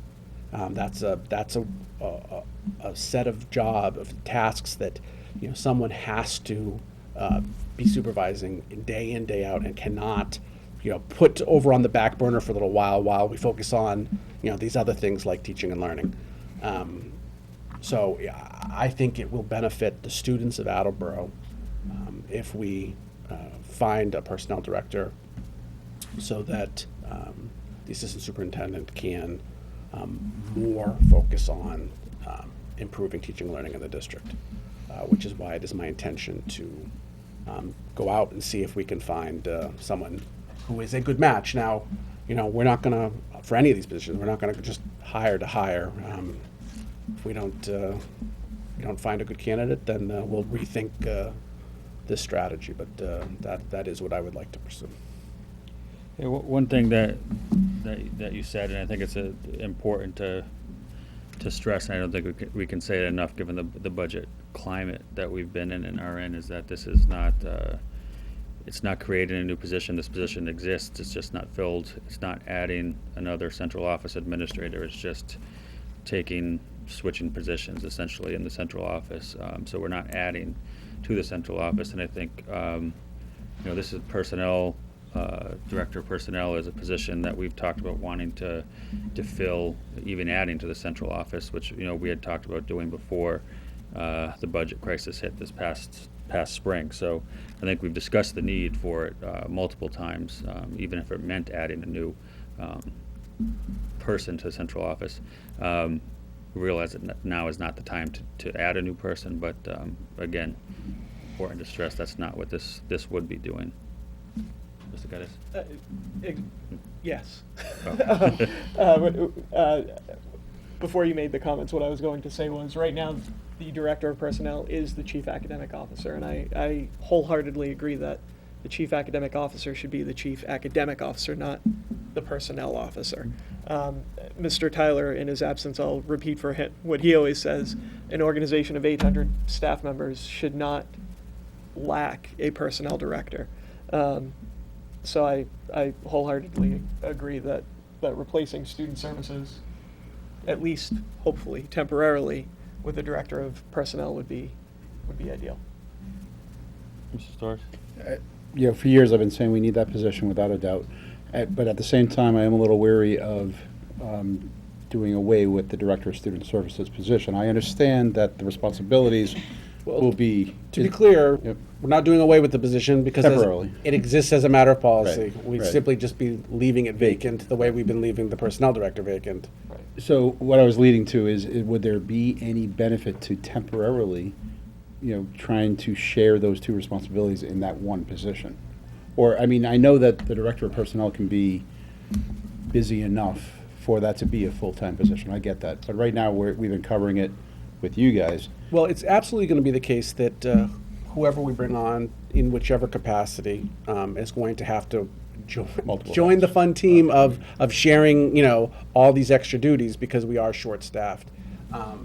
So it is going to be the case that we're going to have to distribute, and again, based on who we bring in and what their talent and skill set are, or what experiences they have, will help us to determine.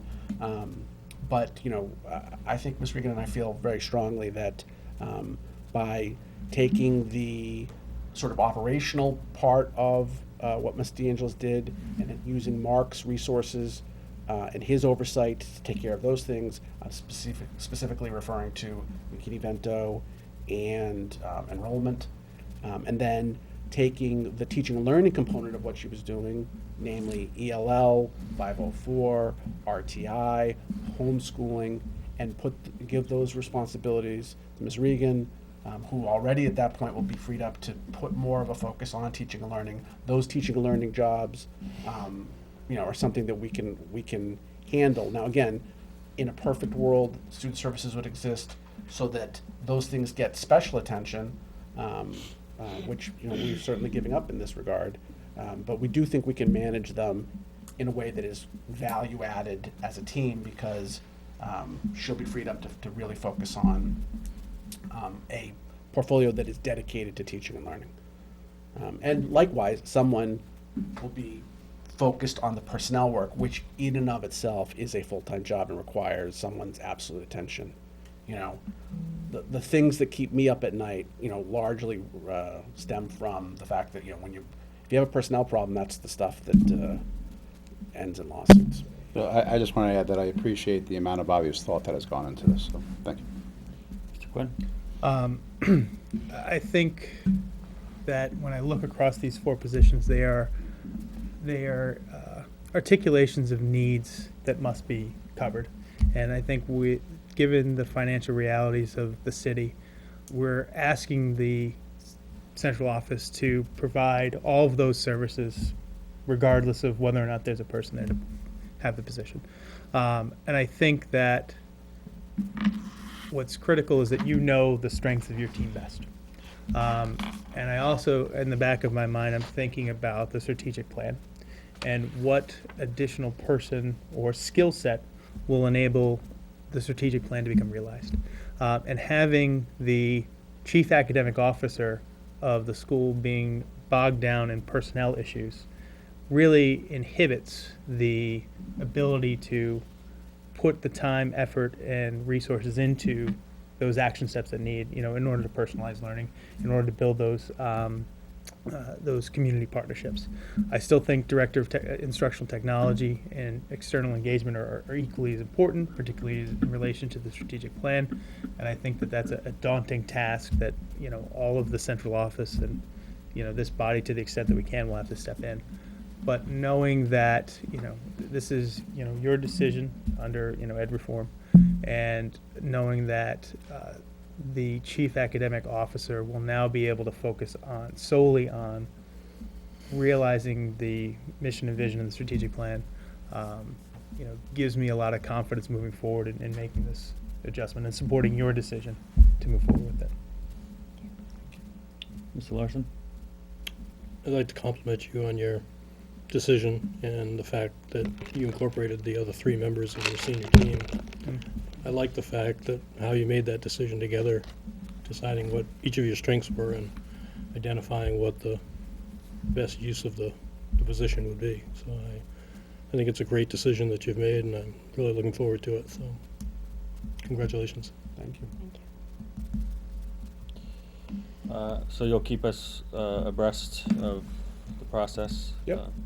And anything else? Not on that. Okay. Thank you, Mrs. Regan. Number 8, school year opening preparation update. Yes, the academic year hasn't begun, but certainly the administrative work year has begun. Last week we began with everybody back. All of our administrators are back full time. The clerks returned to the buildings last week as well. So we are in full swing preparing for the school year. Obviously, Mr. Furtado and Ms. Regan's updates help to kind of paint the picture of what we've been working on to get the transportation ready, to get the schools ready with the personnel.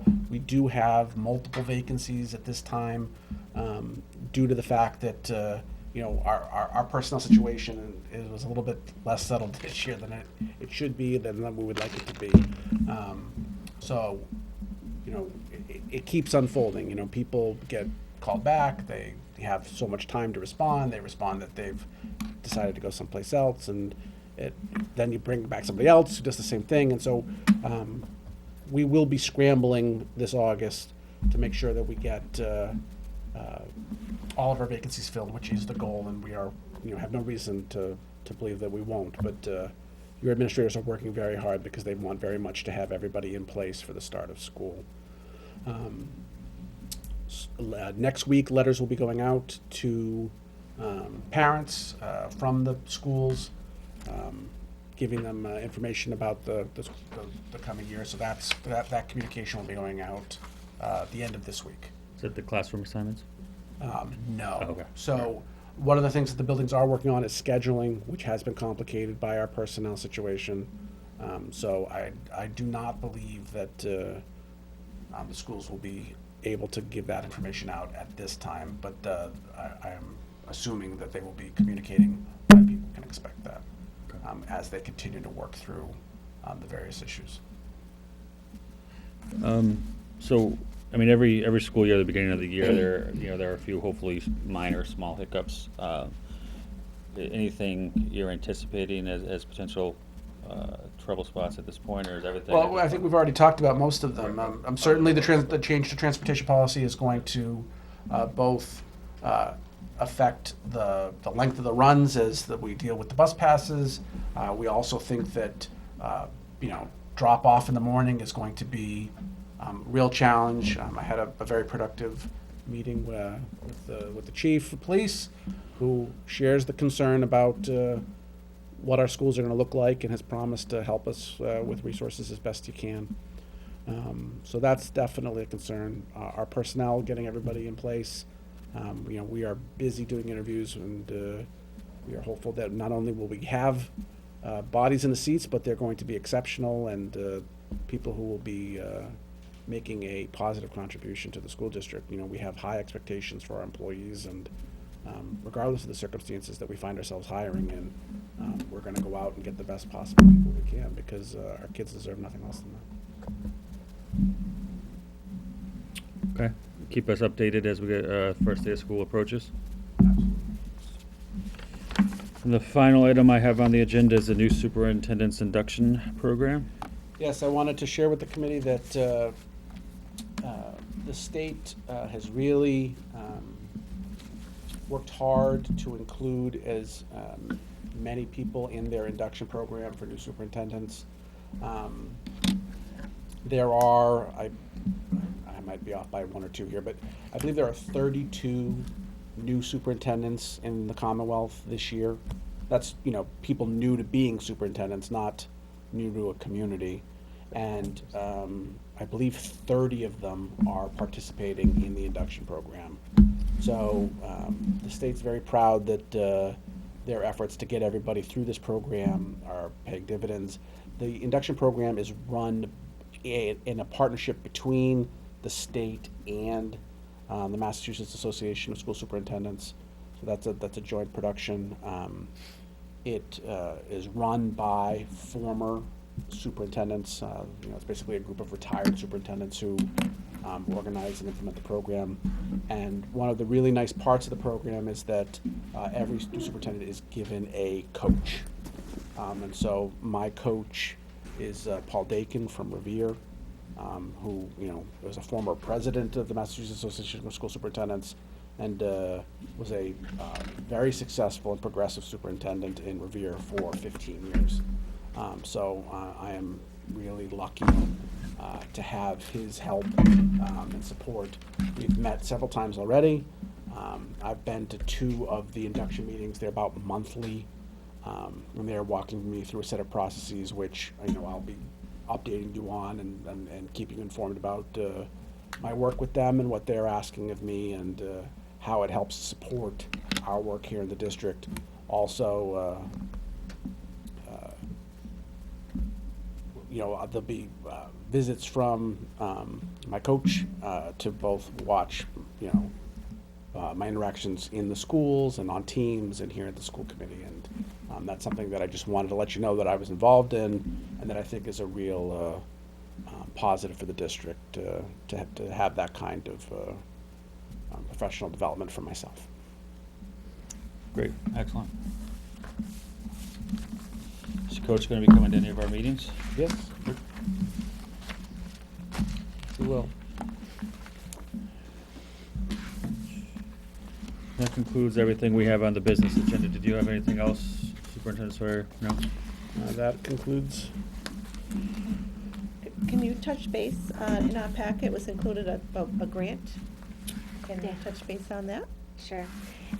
We applied for the quality enhancements in after-school and out-of-school time grant.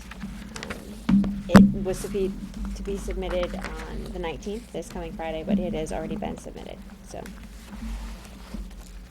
What's the timeline for hearing back, do we know? It's usually Rolling. mid to late fall. Yeah.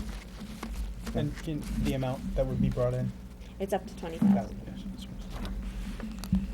All right, thank you. Next, we have open forum. This is a time when members of the public may address the school committee. Open forum is not a time for committee members to engage in dialogue with members of the public. Guidelines for open forum are available to you. Please know that we are interested in what you have to say, but we cannot respond without background information on your issue. Please come forward to the podium and state your name and address if you'd like to address the committee at open forum.